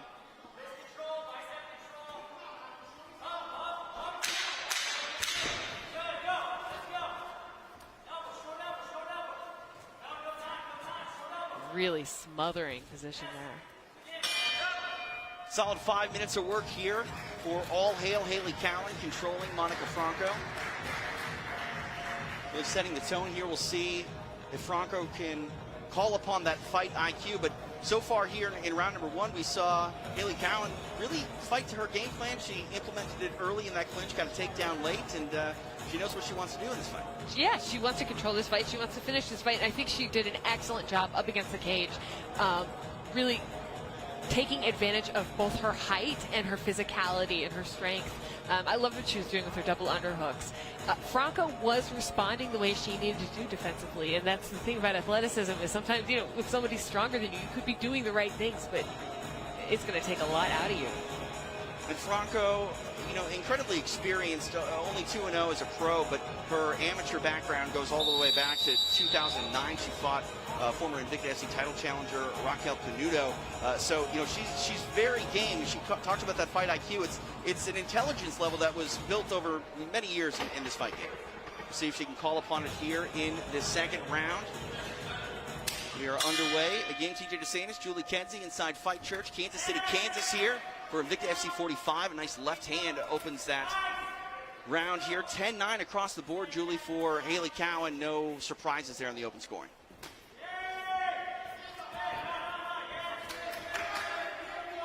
And Franco kind of entered this round slinging, throwing those punches out there, but she's up against the cage again. Hailey Cowan's working for that underhook, trying to connect her hands, and you can see Franco's leg is splitting. She's trying to wedge. Well, now she's trying to, she's going in between wedging and she's going in between trying to trip while she shifts her hips. Nice drag. Nicely done for Hailey Cowan, able to get that takedown a lot earlier in this round than she did in the opening frame. See what she can do here with a lot of time on her side. Now trying to come alive with some ground and pound is the Texas native.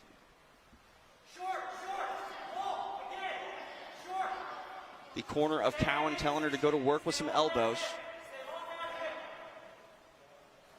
She's doing a really nice job of controlling there with her knee split, too.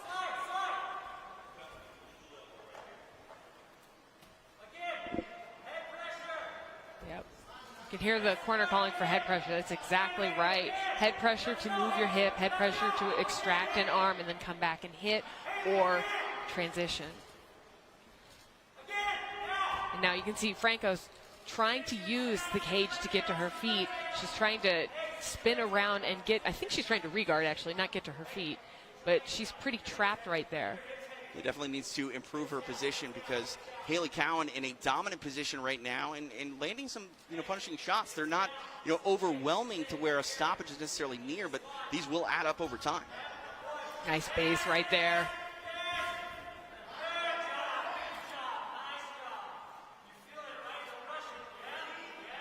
A lot of patience on display here for Cowan, who's taking her time with this. Again, a lot of time on her side here to really get her offense going on the floor. And Franco is tying up the hands and she's tying up the head to prevent some of the strikes. But as she does that, that's when Cowan improves her position, her leg position, her hip position, and shifts in order to extract and hit more. Should Franco sell out and maybe give up her back and try to initiate a scramble? Like, would you like to see her go get risky? Well, yeah. I mean, I don't know if it's possible for her to do that right now, just from where she's at. I think Cowan is just all over her, and she's really spread out. Yep, now full mat.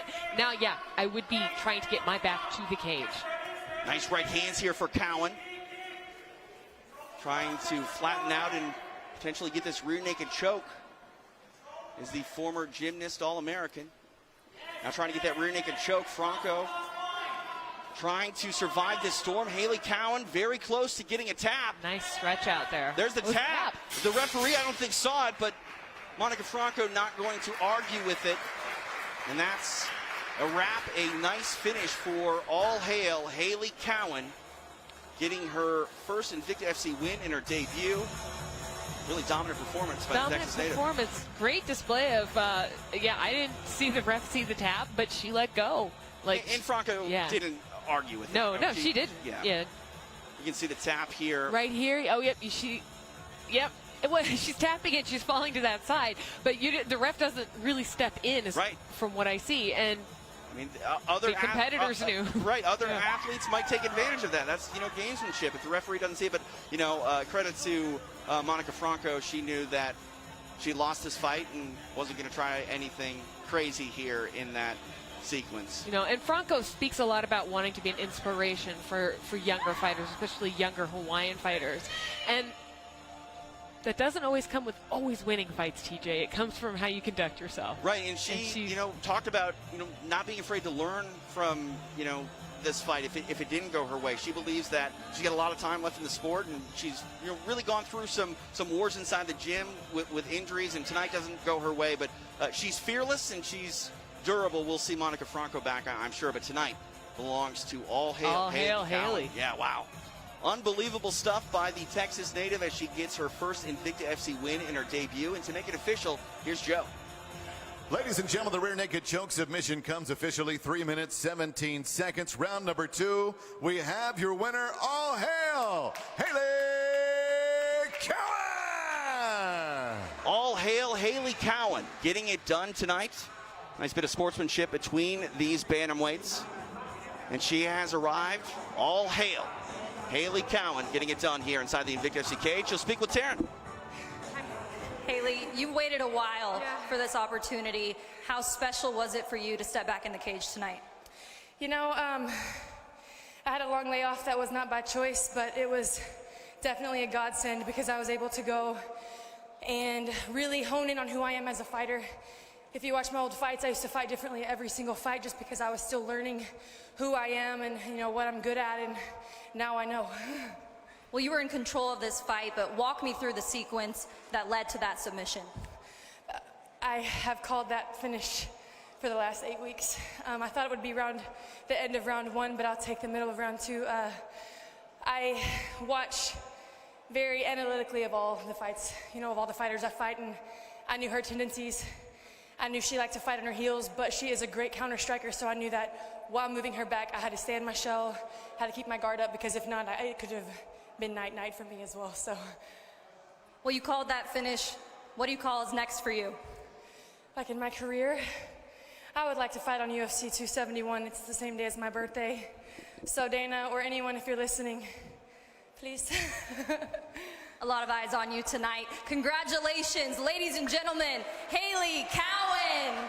All hail Hailey Cowan, getting it done, picking up the first Invicta win of her career. It's been a long time coming for her and well worth the wait. Let's take a look at the finish here, Julie. Walk us through how this one ended between these bantamweights. Well, I love that she said that she's been calling this for 8 weeks, you know. But, I mean, she had her wrapped up. She had the legs figure forward, and I love the way when she has the choke on, she's also stretching out Franco's body, making it extremely uncomfortable and an extremely hard position to defend from. So, you know, while Franco's trying to fish for hands and everything like that, her body is also being extended and stretched, and that's very smart fighting from all hail Hailey Cowan, and what an impressive debut in Invicta.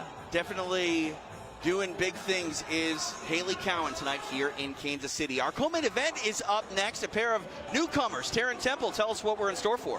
TJ, coming up, we have a catchweight bout that almost never was if it weren't for the quick replacement of Courtney King by Shamir Peshewa. She got the call Saturday and said she had to think on it momentarily because she runs 2 businesses and had to have people fill in for that. But ultimately, she knew she couldn't pass on this opportunity. Facing up against her, Ramona Pascual, who had to shift her game plan a little when her opponent was replaced. But she says MMA is all about being adaptable. One of the goals of her career is to put Asian MMA on the map and to give other Asian women the opportunities to get involved in the sport.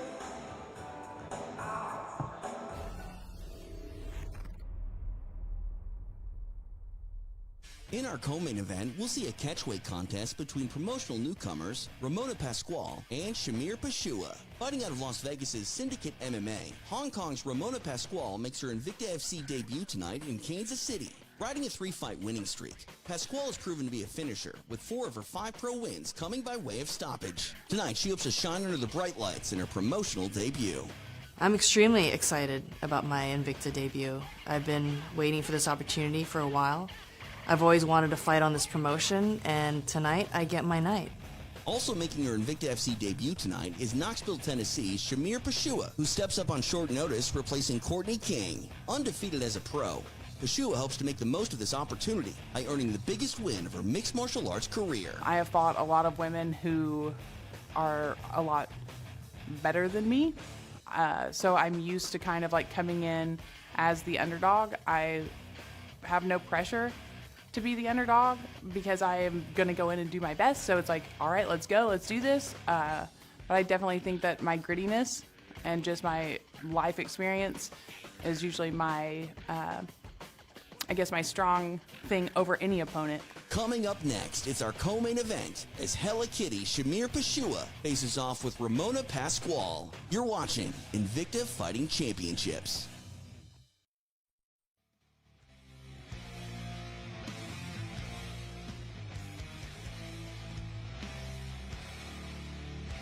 The self-proclaimed underdog Shamir Peshewa making her Invicta FC debut tonight on short notice, filling in for Courtney King. She is a very motivated woman, owning 2 businesses, one a social media company, the other a gym called Marvel My Fitness, where she encourages people to come and be their own superhero. Why try to be Superman when you could be Super TJ or Super Julie Kedzie? She feels that she has a welcoming environment for people that want to change their outlook in fitness, and she hopes to represent some of them tonight here in her Invicta FC debut. A very motivated young woman, to say the least. Very motivated young woman, and you know about her gym, TJ. She says she wants an atmosphere inclusive, you know, for everybody. So every body type, anybody who wants to come in there, you know, of all walks of life, to become better through training. And you gotta love that. I mean, at the end of the day, that's what makes working out and MMA so fun. She started in roller derby, and tonight she hopes to fight circles around Ramona Pasqual. Hella Kitty Shamir Peshewa ready to go to work inside the Invicta FC cage.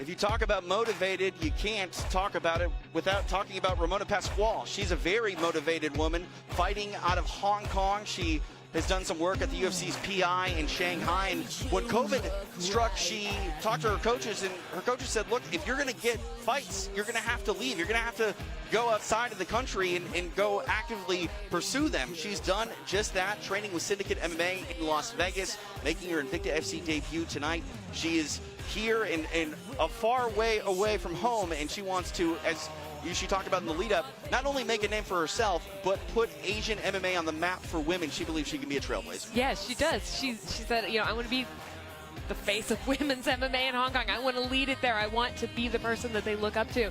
And I don't know, I'm a big fan of Ramona Pascual. I think she's got a huge future ahead of her. And, she's training in a great place now with a lot of training partners who give her extra looks. One of the things I really like about her is she said the spirit of MMA and martial arts is adaptation. You adapt to things, you change, you adapt, you evolve. And it's just such a great attitude, and it's something I admire that. That's the right way to look at it. I mean, adjustments in mixed martial arts are largely what win the most difficult fights, and Ramona Pascual wants to show that she has learned a lot here in this last year fighting in the States, and she gets that opportunity now inside the Invicta FC cage. Let's take a look at the tail of the tape for our co-main event, a catchweight contest tonight. Detail of the tape brought to you by The King's Daughter, A King, His Daughter, A Hidden World. Check out the film starring Pierce Brosnan in theaters January 21st. 3 years the elder of Pascual is Peshewa. It is Pascual that stands 1 inch taller. I mentioned the catchweight bout here, 153.4 at weigh-ins for Peshewa, 150 even for Pascual. It is Pascual that will have a slight reach advantage. For our official introductions of this co-main event, here is Joe Martinez. And all fight fans, we are set to go for the next fight tonight. 3 rounds at a catchweight, 150 pounds. Introducing to you first, fighting out of the blue corner. This mixed martial artist stands 5 feet 6 inches tall, weighing in officially 153.5 pounds. In 2 fights, she has 2 victories with no defeats. Fighting out of Knoxville, Tennessee, here is the undefeated Shamir Peshewa. And across the cage, her opponent fighting out of the red corner. This mixed martial artist stands 5 feet 7 inches tall. She weighed in 150 pounds and in 7 fights holds a record of 5 victories and 2 defeats. Fighting out of Las Vegas, Nevada, here is Ramona Pascual. And your referee in charge of the action is Zach Tybris. Zach Tybris getting this catchweight assignment. Pair of newcomers to Invicta FC making their debuts. Ramona Pascual and Shamir Peshewa. TJ DeSantis, Julie Kedzie, Fight Church inside the KCK Pal Gym. Peshewa in the purple shorts. Pascual in the black. Nice combination there early for Pascual. Pascual started training Muay Thai at the end of high school and started to focus on mixed martial arts. After college, she believed that she might have some regrets if she didn't step in the cage as a pro, and she's on that journey now. She said the move to Las Vegas brought on an evolution in her style, especially when it comes to wrestling and, concentrating on putting the entire game together. And she's definitely showing some great level changes and finding timing on some of those shots. We talk about Pascual, making the move from Hong Kong, and Las Vegas is such a melting pot for mixed martial artists from all over the world, definitely getting some good looks and now getting some good shots here on Peshewa. Peshewa in a bunch of trouble, eats a hard knee, still on her feet, and that's a wrap. It is done. Ramona Pascual, vicious and violent in her Invicta FC debut. She has arrived in a big, big way, Julie. Wow. She certainly has. That was a domination right there, and I really enjoy the way she went to that knee to the liver at the end there too. Fast fight, probably exactly what Pascual wanted in her Invicta debut, in her U.S. debut, right? Making a statement. Especially with that late notice, opponent change as Courtney King was originally slated to be in this fight. She said that the game plan would change, but that's a great game plan. Go out there and finish it quickly. Ramona Pascual did exactly that. Wow. Yeah, props to Shamir for stepping up on such late notice, but, Ramona Pascual had she had her sights on her today. She definitely landed some shots. Pascual didn't relent either. I was, impressed with Peshewa's durability. A lot of athletes would have gone down sooner, but unfortunately, Pascual was just able to keep it on her, and she gets this stoppage in a big, big way, picking up her first Invicta FC win. For the time of the stoppage, here's Joe. Ladies and gentlemen, the end comes officially 1 minute, round number 1. We have your winner by TKO, Ramona Pascual. Ramona Pascual has arrived in Invicta FC, a big win in our co-main event, and she will now speak with Taryn Temple. Ramona Pascual, welcome to the biggest stage in women's MMA. How are you feeling right now? I feel amazing. A lot of hard work, just like everyone else that comes in here. And it was good to see it all come to fruition. I've been in Vegas since March. I moved across the world just to make this happen. Made a lot of sacrifices, so, it happened exactly as I imagined it would. I visualized this, I trained for this, I prepared for this, physically, mentally, spiritually, and, there was really no other outcome, so I'm ecstatic. You've talked about wanting to be an inspiration for other Asian women wanting to get involved in MMA. What kind of message do you think this sends?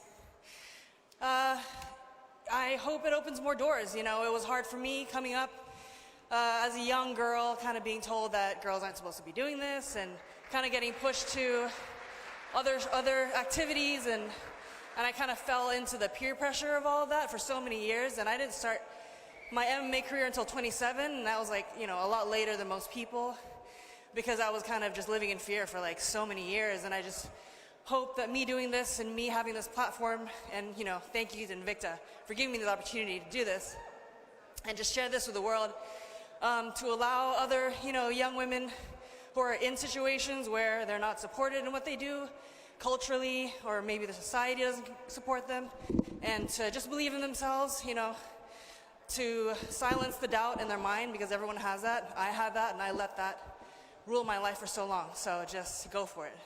Wow, what an inspiration. You are certainly kicking down doors. Ladies and gentlemen, Ramona Pascual. Well, better late than never. 33 years old, Ramona Pascual, well on her way in her mixed martial arts career. And, man, a statement has been made. Joanne Calderwood, John Wood in the corner tonight. And, looking at, what we saw from Ramona Pascual, she talked about maybe being persuaded to do other activities. Shame on those people. Let's take a look at the recap of the fight, Julie. You don't get paid by the hour in MMA, and she did it in just a minute. Yeah, she said she knew exactly what was going to happen. She visualized it, she saw it, and she stayed relentless on that striking, punching and kneeing until she got that finish. I mean, it was really lovely for a debut. A 1 minute first round ending. I like how she was going upstairs, downstairs like that, and really you can see her getting vicious. I can't wait to see her in another fight where she gets more time, but just the punch to the kick to the punch and staying at range too, really allowing herself the patience of finding the right move. We could watch this. I think her post-fight speech was longer than the actual fight, TJ, but I have to say, that's what I love about Invicta. I do a spit take on a Peralta speech, and I start crying in a Pasqual speech. A powerful king seeks to extract a mermaid's life-giving force to gain immortality, but his defiant daughter threatens to ruin his plans. A King's Daughter, starring Pierce Brosnan, Fan Bingbing, Benjamin Walker, and of course, narrated by Julie Andrews. Exclusively in theaters January 21st. Visit thekingsdaughtermovie.com to find a theater near you. France needs a leader who can protect her. This is murder! Silence! Please help me. Stop them! You don't seem to be afraid of Eddie. The King's Daughter, rated PG.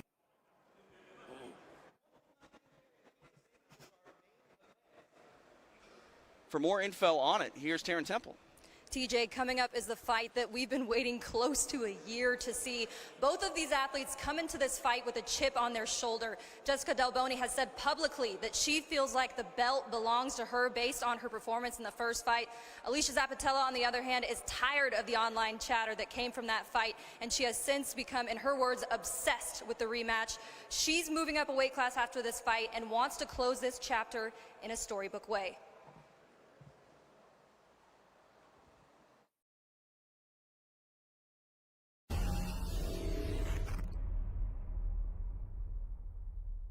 The Atomweight Championship of the World will be up for grabs in our main event, as Alesha Zappitella will defend her title against a familiar foe when she meets Jéssica Delboni for the second time. With a professional record of 9-2, Michigan's Alesha Zappitella has paid her dues along her rise through the ranks of the Atomweight division, securing the title by submitting divisional stalwart Ashley Cummins. It was clear that Half Pint had done more than enough to prove that she was the best at 105 pounds. She cemented the status when she earned a split decision victory in her first title defense against Jéssica Delboni last year. Tonight, she has another opportunity to prove that she's the best atomweight on the planet. This fight is completely personal.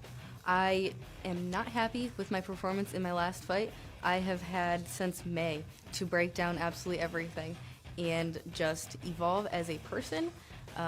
It's disrespectful, everything that she's been saying. I'm pretty pissed off about a lot of things, and I'm not going to go in there mad, but I have a chip on my shoulder. Despite dropping a 5-round decision to Zappitella, Jéssica Delboni believed that she had done more than enough to dethrone the champion. The Brazilian's belief was echoed by fans and media alike. While a second meeting between Delboni and Zappitella seemed to be inevitable, the timing of which was up in the air, as it was already announced that the next title shot would be awarded to the winner of Invicta's Phoenix tournament. Less than a month removed from her bout with Zappitella, the Brazilian won 3 fights in one night, securing tonight's championship rematch. I won every round, so I think I won that fight. When I saw the video with my fight against Alesha, when I saw what I see again, I won, and I saw again. So I saw my last fight 5 times, and every time when I saw, I won. Coming up next in our main event of the evening, it's Brazil's Jéssica Delboni meeting Michigan's Half Pint, Alesha Zappitella. This is Invicta FC.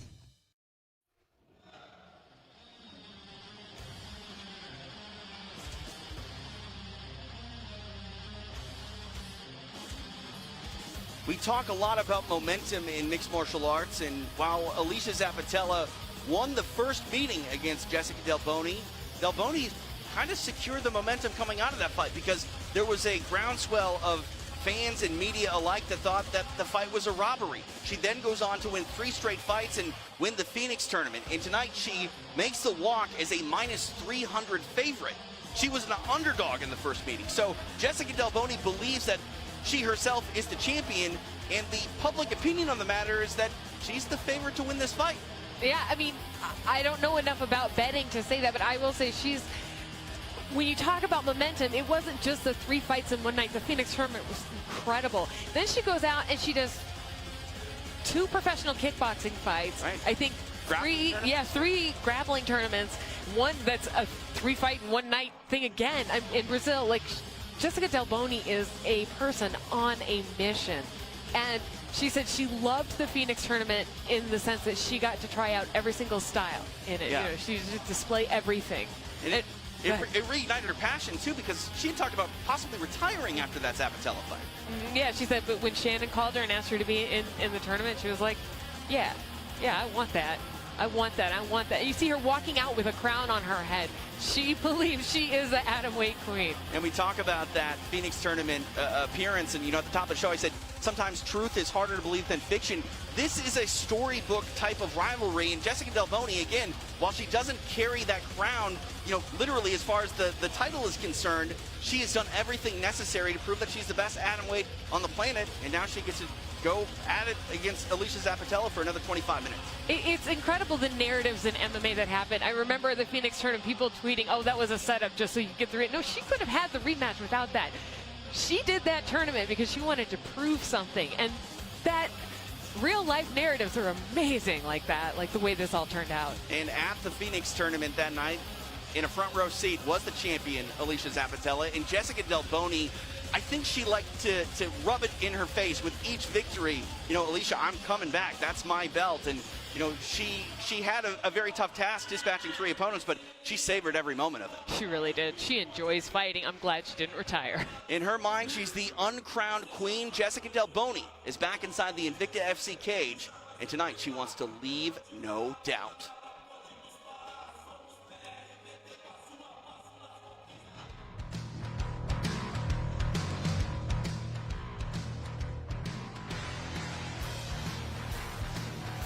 And And while Jéssica Delboni had contemplated retirement, Alesha Zappitella believes that she's going to retire Jéssica Delboni tonight. This fight is extremely personal. It is the last fight that Zappitella wants to have at 105 pounds before she moves up to 115. And, you know, this is a fight that she cares deeply about. Yes, she wants to walk out the champion of the atomweight division, but again, she wants to not leave it up for debate. She wants to finish in this fight. She wants to finish in this fight. And it's just like their mentalities are so incredible. It's hard not to love both of these fighters for being so separate and so different. I think it's interesting she's not walking out wearing the belt, but she firmly believes that she is the best atomweight in the world, and that's why she said, "Yeah, I'm done after this one. I'm going up to strawweight." Alesha Zappitella's faith in herself is inspiring in so many levels. And I know this camp she changed up a lot of things, but the one thing that she stayed true about was she said, "Yeah, Delboni went out and she fought all these other people, and I watched the tournament and I learned things from it, but I have been obsessed with her and obsessed with beating her. I had one person on my mind. I'm not distracted by anything else but beating Jéssica Delboni." Michigan's half-pint, Alesha Zappitella, will get her opportunity to leave, no doubt. It is our main event here inside Fight Church for Invicta FC 45. Let's take a look at the tail of the tape. It is powered by The King's Daughter, A King, His Daughter, A Hidden World, in theaters January 21st. The champion, Alesha Zappitella, 2 years younger than the challenger, Jéssica Delboni. It is Delboni that stands a couple inches taller, 5'1" to 4'11". We are official for the championship as both women came in under the 105-pound limit. It is Delboni that will have a 2-inch reach advantage. For our official introductions of this atomweight championship bout, here is Joe Martinez. And now, ladies and gentlemen, here we go. Live from the Police Athletic League, Kansas City, Kansas. Welcome to Fight Church and the main event of the evening. 5-round schedule. This for the Invicta FC Atomweight Championship of the World. Sanctioned by the Kansas State Athletic Commission, the executive director is Adam Rohrbach. The 3 judges scoring at cage side: Stephen Graham, Al Mildren, and David Sutherland. And when the action begins inside the cage, your referee in charge, Nick Behrens. And now, ladies and gentlemen, the judges are ready. The fighters are ready. Fight fans in attendance, make some noise if you are ready! Introducing you first, fighting out of the blue corner. This mixed martial artist stands 5 feet 1 inch tall, weighing in officially 103 3/4 pounds. In 14 professional fights, her record stands at 11 victories with 3 defeats. Fighting out of Niterói, Rio de Janeiro, Brazil. Here is the challenger, the queen, Jéssica Delboni.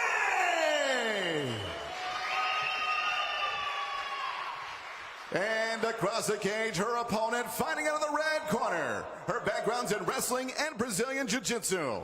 At 4 feet 11 inches tall, she weighed in 104 3/4 pounds. In 12 professional fights, her record stands at 9 victories, 2 defeats with 1 no contest. She fights and represents Brighton, Michigan. She is the reigning, defending Invicta FC Atomweight Champion of the World, Alesha Zappitella!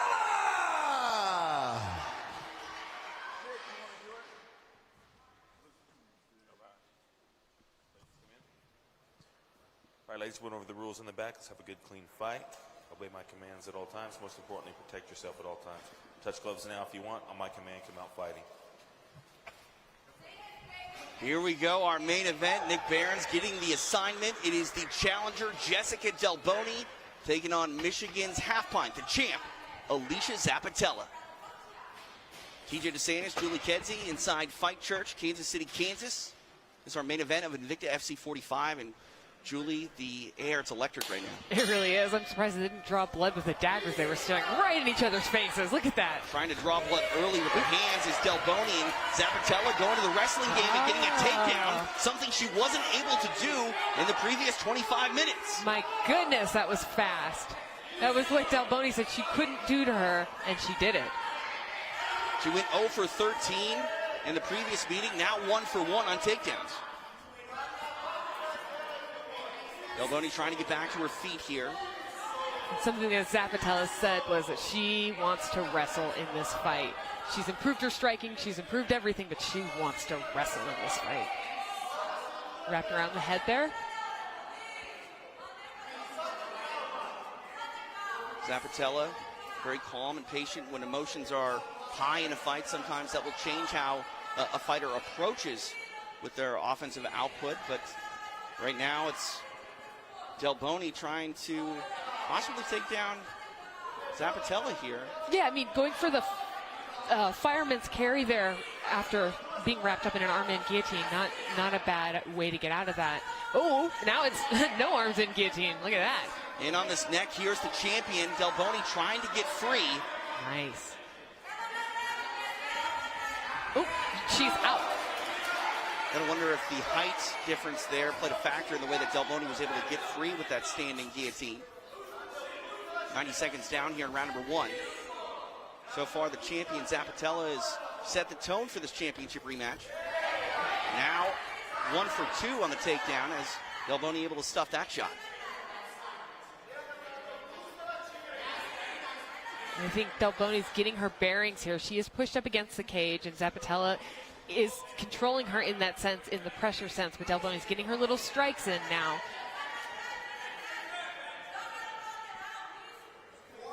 Digging for that underhook.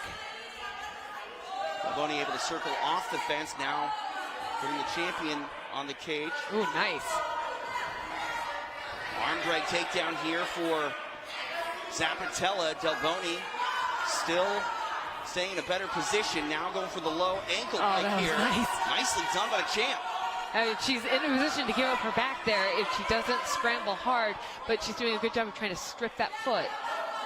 We talked about the wrestling credentials of Alesha Zappitella, a world qualifier. Delboni, no slouch on the floor, brown belt in Brazilian Jiu-Jitsu. And you can see how Zappitella's wrapped around the head as she tries to extract her hips. Step over and through. Oh, wow, back take by Delboni. Yeah, Delboni read that beautifully. Nicely done by the challenger, now trying to secure this position, unable to wrap up that body triangle. And you can see Zappitella immediately switches her hips over, belly down. High-level atomweight action here, showing why 105 pounds is every bit as entertaining as its heavier counterparts. And this whole battle is going to be about Zappitella's left arm in a lot of ways, just getting it across Delboni's abdomen. If she can do that, she can really secure her position. Nicely done. She got the elbow there. Good. Close guard here, now open by Delboni. Throwing some strikes from her back is the Brazilian. Trying to pass to half now is Zappitella. And this is pressure, pressure, pressure from Zappitella. You know, and Delboni, again, staying patient, fighting for little things, getting up to her feet. Her head is wrapped up, but she's not quite in danger there. That's got to be hard on the shoulder, too. Ouch.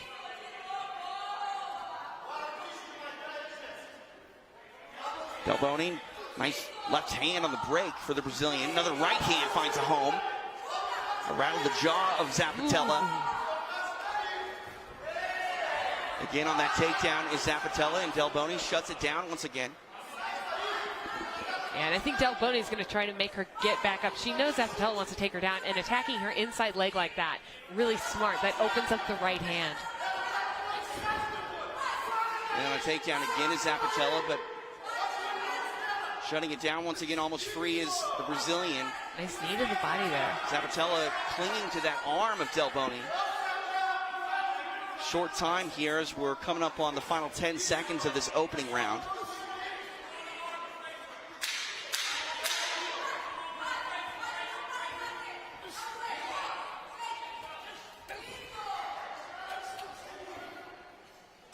Solid bit of action to open up this 5-round title fight.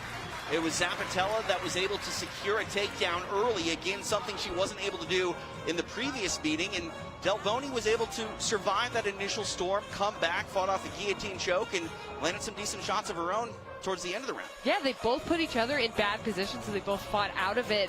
I was really impressed by that initial takedown.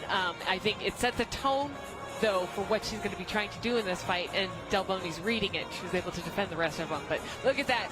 They came right at each other, right in each other's faces, and Zapp shoots in on her, gets that wrap, and just continues to pressure, gets that takedown. I mean, that's got to be mentally really, really enlightening for her. But for Delboni, who was able to stop the takedown later, she wasn't rattled by giving up that first shot. No, she would not at all. I think she knows how to fight on the ground. She knows how to fight everywhere. I think she wasn't rattled, but I think she took some data from that. I also like the way Zappitella goes for that second shot when she did that ankle pick. I think she needs to stay on that, stay on the chain wrestling. And she talked about that, wanting to remain true to her wrestling roots despite improving her stand-up. We'll see how round number 2 shapes up here. Looking at the judges, split on that first round, 10-9 twice for Jéssica Delboni, 10-9 for the champ Zappitella. And I think Zappitella knows that Delboni targets that front leg quite a bit to open up punches to the face, and so she's going to keep an eye out for that for her takedowns and try to grab the leg. The Brazilian now taking the center of the cage.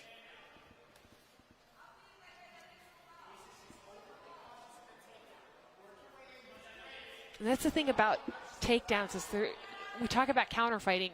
A shot is such a good counter. It's such a good reaction off of somebody's attack.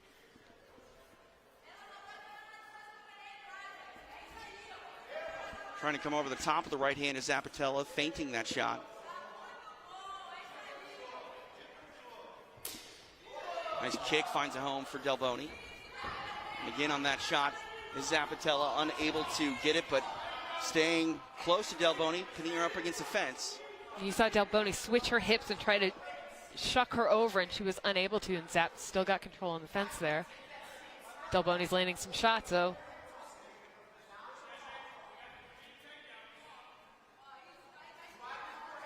Pummeling in for that underhook here is Delboni.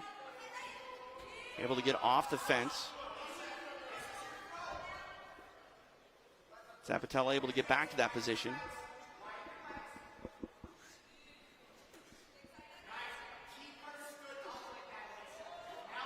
You can hear Zappitella's corner telling her to keep Delboni high, keep her standing high. Delboni able to get free, now back at space. 2 minutes down in round number 2. There are some fighters who just have swagger when they move. Delboni has swagger. Nice shot. Good defense, though. She really read that well. Nice elbows. Oof. Oh, now the Brazilian finding some shots here. The champion covering up is Zappitella. Sort of a desperation takedown attempt by Alesha. Now back to the feet.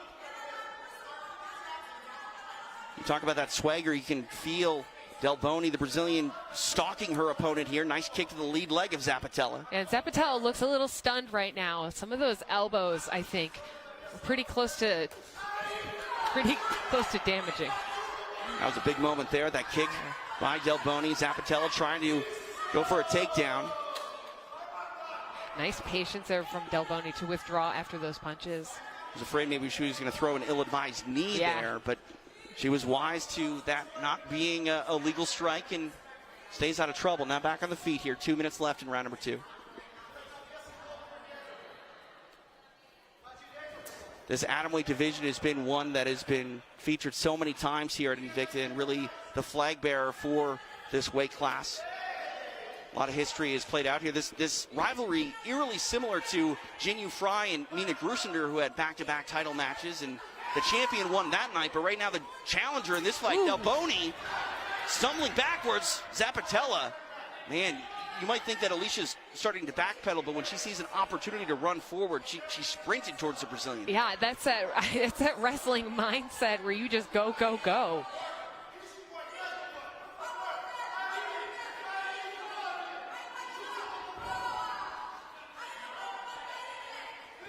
Nice right hand on the exit there by Delboni. I think Zappitella is starting to feel more like herself after those elbows. She's still a little bit slow to the punch there. She's not quite, her timing isn't there. Delboni's light on her feet, moving around.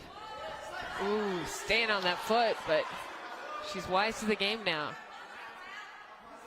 Zappitella said she was obsessed and consumed with Jéssica Delboni after winning that fight and all the drama that went with it for Delboni. She's been incredibly active, as we mentioned, fighting in kickboxing and jiu-jitsu events, and you got to believe that, she's really had a spark lit for her, and she wants to, carry that into this fight and capture what she believes is hers. And nice right hand for her efforts there. Left hand followed up by the Brazilian. Yeah, Delboni's doing a really nice job of targeting. You can see she knows Zappitella wants to shoot, and she's finding that Zappitella is dropping her hands just a little bit right before that, and it's giving her an opening to punch. Ooh, nice punch there from Zappitella, though. While Zappitella is moving forward still, it's Delboni that is landing and finding her shots. We'll see what the judges have to say here in a moment. The first round, 2 of the judges went for the Brazilian challenger in Delboni, 1 for the champion. And again, this is just a very high-level fight, and I can't express the importance of this fight for the division as a whole. Not a lot of people think about 105-pound women being elite mixed martial arts talent. They're so wrapped up with so many things, but these two are as good as it gets at 105, and this fight is as good as any you're going to find. It is as gritty as the first one, and I have to say, just looking at their corners and looking at the work that's happening there from Delboni, those elbows, that did a lot of damage. One of them looked like it was close to the back of the head. That could have rattled. I mean, Zappitella was in motion, so I don't know that you can call it a totally illegal strike. But Delboni reading that, kind of that low shot, pulling out of it. I don't know if you saw her corner earlier. Like, they're real happy right now, Delboni's corner. As they should be. I mean, she's getting a lot of her offense going, and it's really standing alone in some of these exchanges. Zappitella is moving forward, trying to get those takedowns, but in those sequences, I at least am left with the impression that Delboni is fighting the way she wants to. Alesha is sort of chasing Delboni's type of fight. Round 3 underway. TJ DeSantis, Julie Kedzie inside Fight Church in Kansas City, Kansas. A look at the open scoring here. 20-18 for 2 judges and 19-19 for the third. And I will say, if there's anything we've learned about the career of Alesha Zappitella, is you can never count her out. I mean, she has had some incredible victories. Delboni encouraging Zappitella to engage with her.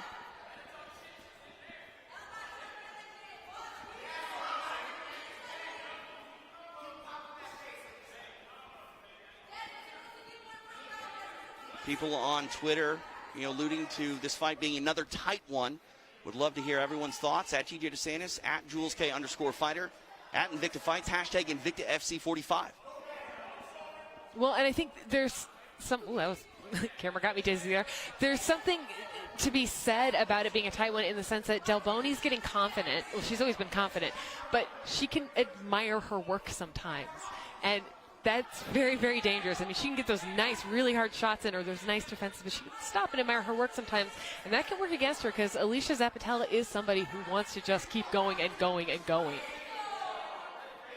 And we've seen Zappitella, in the previous meeting with Delboni, she was hurt in that fight, but continued to go and earn that decision. She was, dropped, I believe, by Ashley Cummins in their meeting. So she's someone that has faced adversity in high-level fights and has come back and has gotten her hand raised almost every time. Yeah, she's not somebody you ever count out, and she is the champion right now.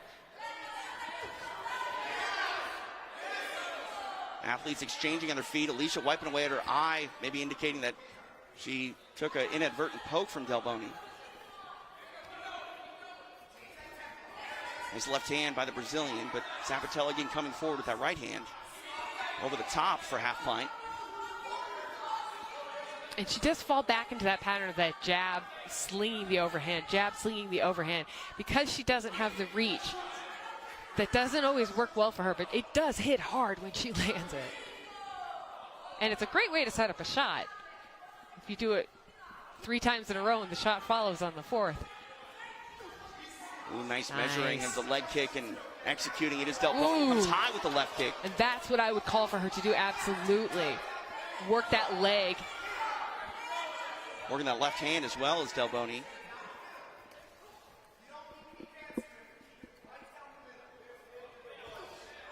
Attacking that lead leg. That, is a solid tactic, as it will take away from the power shot of Alesha Zappitella. It will, and it also eventually, Alesha has gone for that leg, tried to take her down off of that leg before, and so to switch it up to a high kick is a really opportune moment to get a knockout. Aggressive here is Delboni in this third round. Combination of punches from the champion now inside this clinch. Oh, nice elbows. Framing off to the side here is the challenger and landing elbows in this clinch. I'm a huge fan of elbows off of that frame, especially we've seen a lot of those elbows from that angle tonight, and I think it's great. Ooh, nice knee. Beautifully executed there. Zappitella trying to grab that leg. She's wrapped around the arm again. We saw in the first round, she's able to really stay tenacious on holding onto a limb and getting what she wants out of it. Of course, they just disengaged, but...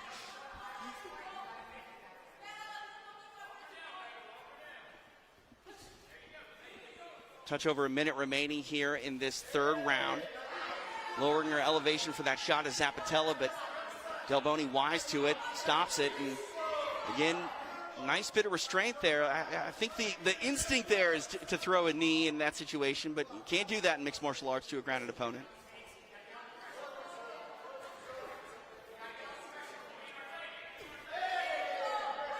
And you can actually, we saw that in an earlier fight, you can generate a lot of power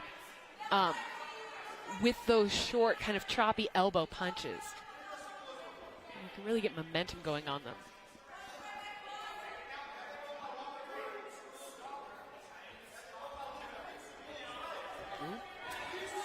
Nice combination there of punches and kicks by Delboni. Zappitella's getting a couple right hands in there, though. Oh, nice. The body there on the attempted shot by Zappitella. Now trying to put on some finishing touches here in the end of the round. Referee Nick Barron's taking a look. Zappitella. And I think he was warning against the back of the head. Ooh, I like Zappitella trying to throw elbows from behind. That's nice. It's a difficult thing when you're really trying to sprint on those punches and the opponent is in motion, because you can't hit to the back of the head. Right. But if they turn the back of the head again, yeah. A lot of referees want to make sure that it comes down to whether or not you're targeting the back of the head. A lot of those are incidental, but still, if they land, you don't want to have a fight of this high, expectation, pomp and circumstance caliber end by an illegal foul. So I appreciate the referee looking out, but I mean, these atomweights are so fast. It's hard to say what isn't intentional. Just looking over the action, that high kick, I love that. And I love these elbows too. It's like, it's such a high level fight, you're right. It's such a high caliber fight. And you're seeing Alesha Zappitella weather the storm of a lot of punishment here, but she's also on the attack still. She's still trying to find her openings, and that has worked for her. That has got her to a championship. So, here at the end, though, those punches, that's where the back of the head is coming into play. Yeah, she looks fired up. I mean, she's done 5-round fights. Right. I mean, both of these athletes, they know they have what it takes to go the full championship distance, and we're in familiar territory once again. Round number 4. The championship rounds have arrived here in Kansas City. Jéssica Delboni in the red, the champion Alesha Zappitella in the gold. TJ DeSantis, Julie Kedzie. Appreciate you joining us tonight on our new night, Wednesdays, here at Invicta FC. Coming forward here is the challenger. Nice exchange of punches here. Left hand gets through by the Brazilian.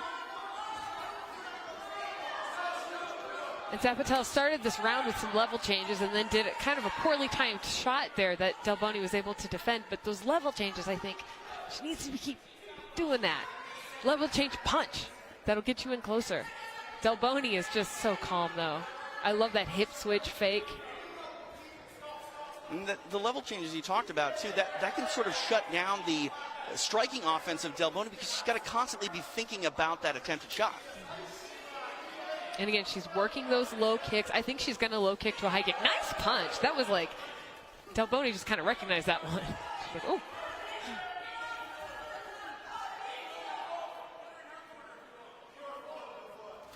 Ooh, nice right hand by the Brazilian. Champion now shooting again. Sprawling out is Delboni. She's really been one step ahead on these takedowns. Yeah, you notice, nicely done there by Zappitella to wrap up that leg, though. Trying to get away is Delboni. Zappitella staying tight to this leg. She is tenacious, and yeah, she's got to be careful about those punches because Zappitella's head is completely grounded, completely pushed onto the ground. So really, she can't get hit there very. Yeah, got to target the ear for that. Judges have it 30-27 twice, 129-28, all in the favor of the challenger, Jéssica Delboni. So Zappitella got to get some things going here in this fight if she wants to have a chance at winning a decision. But, you know, you talk about obsession and the obsessive way she will stay on a limb. She will stay on something and climb it. I mean, look at it. She's been holding on to this leg. Nice roll up. That's beautiful. That shows the confidence of Jéssica Delboni to go for that. Superman punch there by Alesha Zappitella. Doesn't find a home, but again, game and trying to find an answer is a champion. You don't wrestle to the high caliber and high degree of Alesha Zappitella on the world and national stage if you aren't ready to go to work and bring your lunch pail. And, you're never going to steal her fight in her. You might be able to best her, you might be able to get a win, but she's never going to quit. No, that's absolutely true. Nice combination there, and a right hand finds a home for Delboni. Now again on that takedown. Another roll through attempt, but this time Zappitella stays on her and is able to hit some strikes on the way up.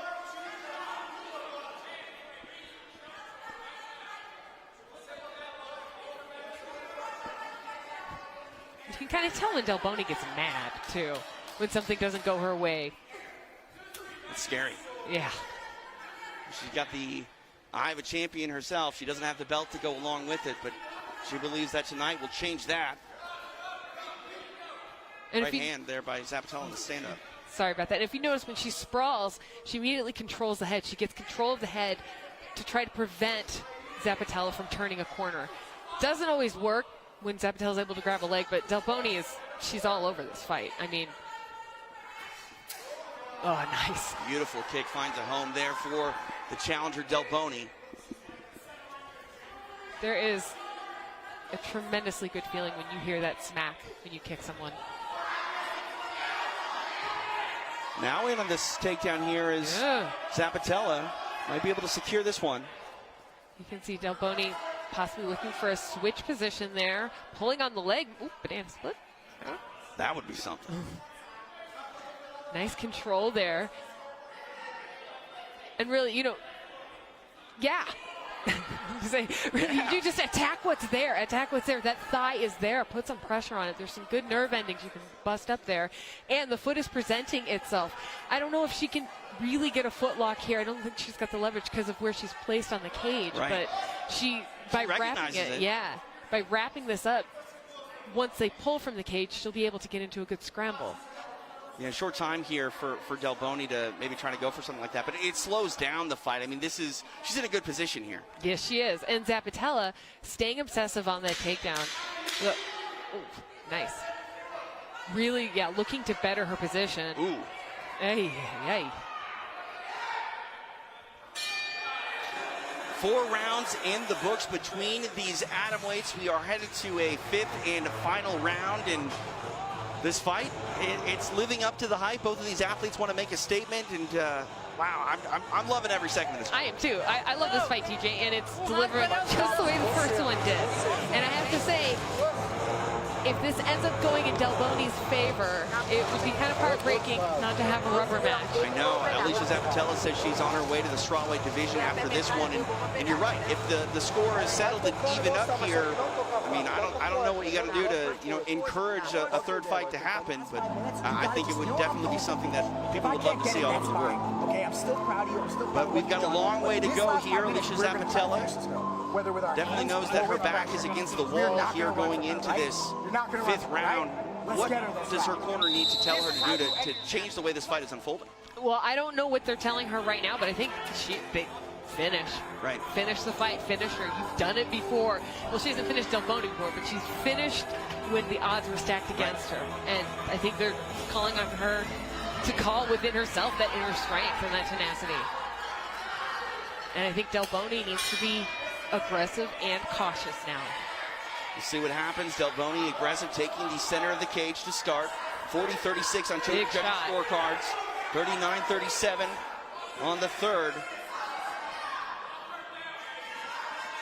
You can see that confidence and swagger here, the way that Delboni is taking the center of that cage. And again, Zappitella far from out of this one, moving forward. Yeah, Zappitella started this round getting right in her face and hitting her. Like I think they told her to go for broke.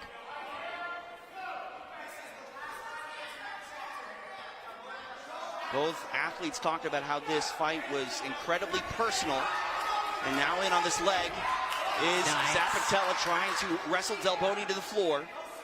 And we're right back in that same position that we were in to end round number 4. You can see the way Delboni wraps up those legs to make sure Zappitella can't get all the way over her, can't pin her to her back. Moving to that switch.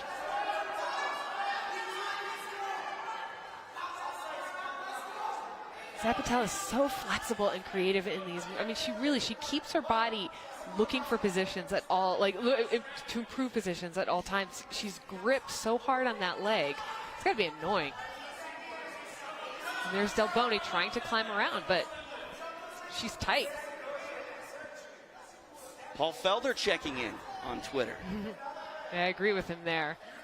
This is the fight of someone who believes they won the first one.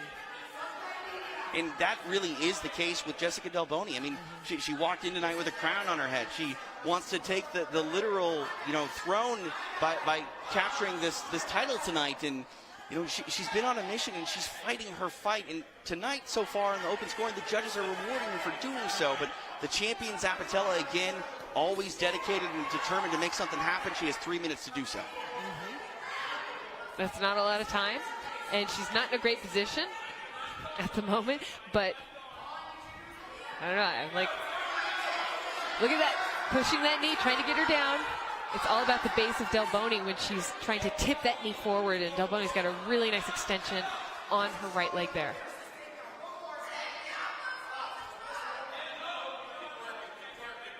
At this point, would you like to see Zappitella maybe disengage? Because this is to her detriment as the round is slowly ticking away. Yes and no. I think if she disengages, it's hard to say, because if she stays on that leg, eventually Delboni's going to get impatient. Right. And that's what's going to give Zappitella what she wants, to tip her back. On the other hand, it is dull. Right. I mean, they're not dull fighters. That's not what I mean. But it's you want to see her improve and not just hold on to that leg, because you can't necessarily win a fight holding a leg. Now trying to get the back is Delboni. Less than 2 minutes remain in this fight. Under the neck. Again, this fight was not about just winning. It was about making a statement and leaving no doubt and not relying on the opinions of judges to declare a winner and who the best atomweight is on the planet. And right now, Jéssica Delboni, 90 seconds away from winning a decision, but it's a decision that is a lot different than the first. Yeah, and I love the way Zappitella's legs stayed in motion right there. She kept her hips high, her butt high. She was able to pull her arm. Armbar upcoming here. Zappitella wise to it. And now readjusting, or attempting to here, is Delboni, but Zappitella out of immediate danger. Maybe we could try to do an inverted triangle there, but that's not the exact position that Delboni has. No, and you can see Zappitella staying squirming, and Delboni is now on her back, but the leg is wrapped. And Zappitella staying in top position, not allowing Delboni to have an opportunity at that leg.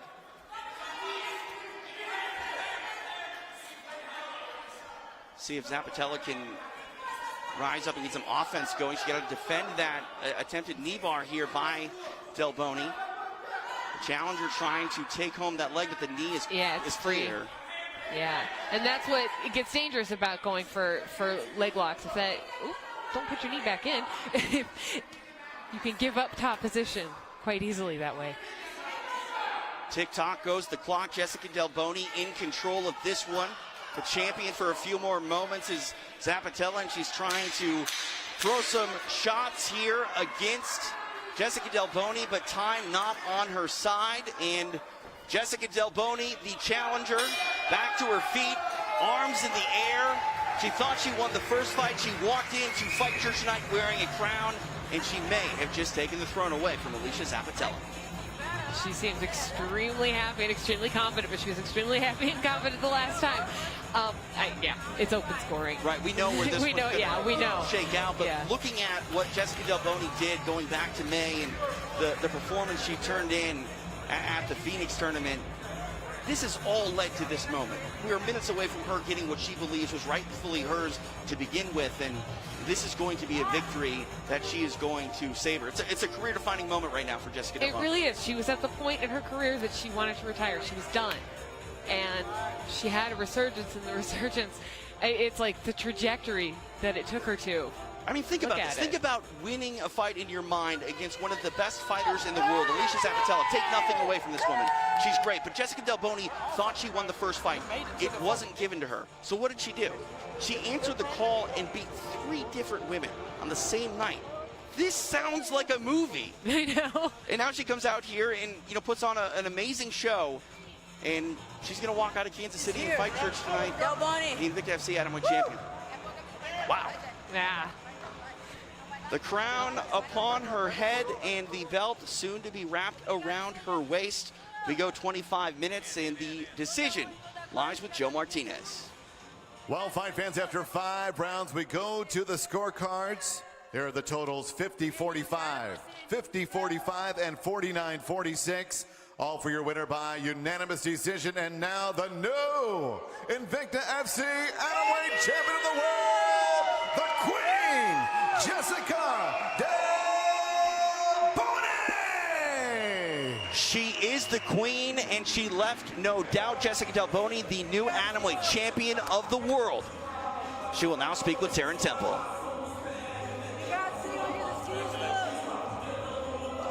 Jéssica, it's been a long time coming for you. This time, you're going home with the belt. Can you put into words what that means to you? I'm very happy. I not can say, but I told you my jiu-jitsu is better, my strike is better, and now I know why I lost, because now I believe in myself, I believe in me. Now I improve my Muay Thai. My coach said, now you fight like I want. Use your elbows, use your knee, use your takedown defense like I do, like I like. So I'm very happy because now I improve everything, and now I know I am the champ.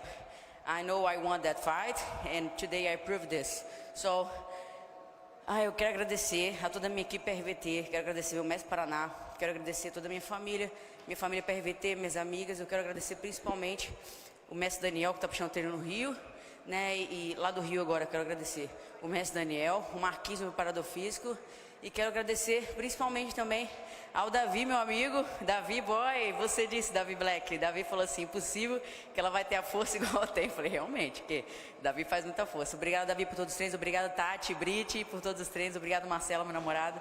Eu quero agradecer também a minha família, quero agradecer a Fernandinha, a Japa, quero agradecer a todo mundo que me ajudou, principalmente nesse camp.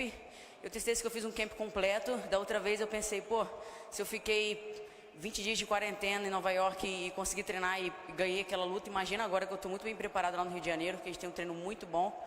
Nossa equipe é uma equipe muito grande.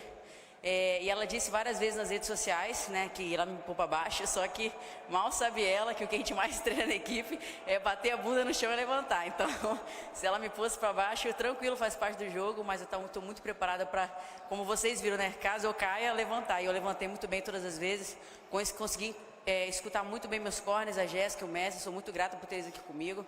Meu mestre me ensinou tudo que eu sei hoje de verdade, porque o jogo que eu faço hoje, defesa de queda, de chute na coxa, de cotovelo, de tudo que eu sei fazer, ele me ensinou e ele me pôs aqui nesse maior evento do mundo, então sou muito grata à vida dele. E eu quero agradecer a Jéssica, que é uma inspiração para mim, quero agradecer a todas as minhas amigas. Nossa senhora, acabou com a minha coroa agora. Jéssica, this is your moment. You can say as much as you want, but there was a lot of controversy in that last fight. In your mind, what was the biggest difference for you in this fight? This fight, I think about the last time when I fight against Alesha, and I think now I need to prove. Now I need to touch more away from more punts, and now I don't wanna leave the results for the judge. So I said in the interview, every time, every round, I will try TKO her. I don't know if it is correct, yes. Yeah? But every time, every round, I want TKO her, and if I can do this, I will try every round. So this fight, I try TKO her every round, and I use my jiu-jitsu too. I said this in interview too. If I need, I will use my jiu-jitsu. So I use my jiu-jitsu. I try submission her in leg lock and the other submission. I don't know how can I say, but I try everything. And okay, I'm here and I prove this. I am the champ now. And I said foi mal. I said the interview. Alesha no respect other opponents. So today, I said in the interview, today I will teach her respect your opponents because one champion is this. You need respect your other opponents. You need respect your career. You need respect your coach. You need respect your friends. You need to respect everybody because one champion is not this. One champion is who you are with another person, who you are, how can I say, fora do octagon, you know, outside the cage, you know, champion is this, is what you are, okay? So I am the champion, and I'm very happy. Sorry. Agora que eu melhorei meu inglês, gente, não paro de falar. Peraí. Olha só. Se eu falo muito português, imagina quando eu tô aprendendo inglês. Agora eu tô falando muito mesmo. Olha aqui, quero agradecer também todos os meus patrocinadores, a da Tiguin Delivery lá do Niterói, quero agradecer o Alan, quero agradecer a Academia Fórmula, quero agradecer a Smobile, eu quero agradecer meu fisioterapeuta, meu fisioterapeuta da Long Life, quero agradecer também... quero agradecer o time de Kansas Sporting Kansas City. Thank you guys. Sporting Kansas City. Yeah, this is my team soccer in Kansas City. Woo! Let's go eat pizza. Ladies and gentlemen, Jéssica Delboni, your champion. The queen has arrived, Jéssica Delboni, getting it done in a big way, and the champ wants pizza now. Hey, we got a really good Portuguese lesson there, too. Yeah, champ wants pizza. She's got her crown. She's got her belt. Let's take a look at the recap of this fight. It was the second chapter, and Jéssica Delboni did everything right in this bout. You know, and what she said that her coach said he was really happy about was she was throwing those elbows, she was throwing those knees. Oh, that was a beautiful kick to the head she did right there. But really a very dominating performance by Jéssica Delboni. And fighting for little things and landing and also anticipating the shot. She knew what Alesha Zappitella was going to be doing, and Delboni, she capitalized on it. She stayed patient, went for those leg locks, went for that armbar, wasn't unable to get them, but... What a night it was in Kansas City. We kicked off 2022 in a very big way. It started in the bantamweight division as Klechka took on Maria Favela. And for Klechka, she said it was going to be the relaunch of Chucky 2.0. She hadn't fought Invicta in over 3 years, and tonight she was back and she was able to get a win, taking home a split decision back to Glory MMA. Then we moved to the atomweight division. Newcomer Tamika Jones took on the Queen of the North, Katie Saull. Saull was hell-bent to get a win here tonight after dropping 2 split decisions, and she was able to do that, dominating a high-level wrestler and showcasing her Brazilian Jiu-Jitsu, getting an armbar victory. Katie Saull picks up her first promotional win here in Kansas City. Then it was on to the flyweights as we saw Elise Pone take on the always hard-hitting Helen Peralta. And Peralta had arrived tonight in a very big way. She was ready to get her work put in tonight, and she wanted to land some haymakers and really just enjoy the process of dominating her opponent, and that's what she did. She dominated Elise Pone all the way into a unanimous decision. Helen Peralta getting her hand raised once again in the flyweight division. Then it was newcomer, all hail Hailey Cowan, taking on the fearless one, Monica Franco.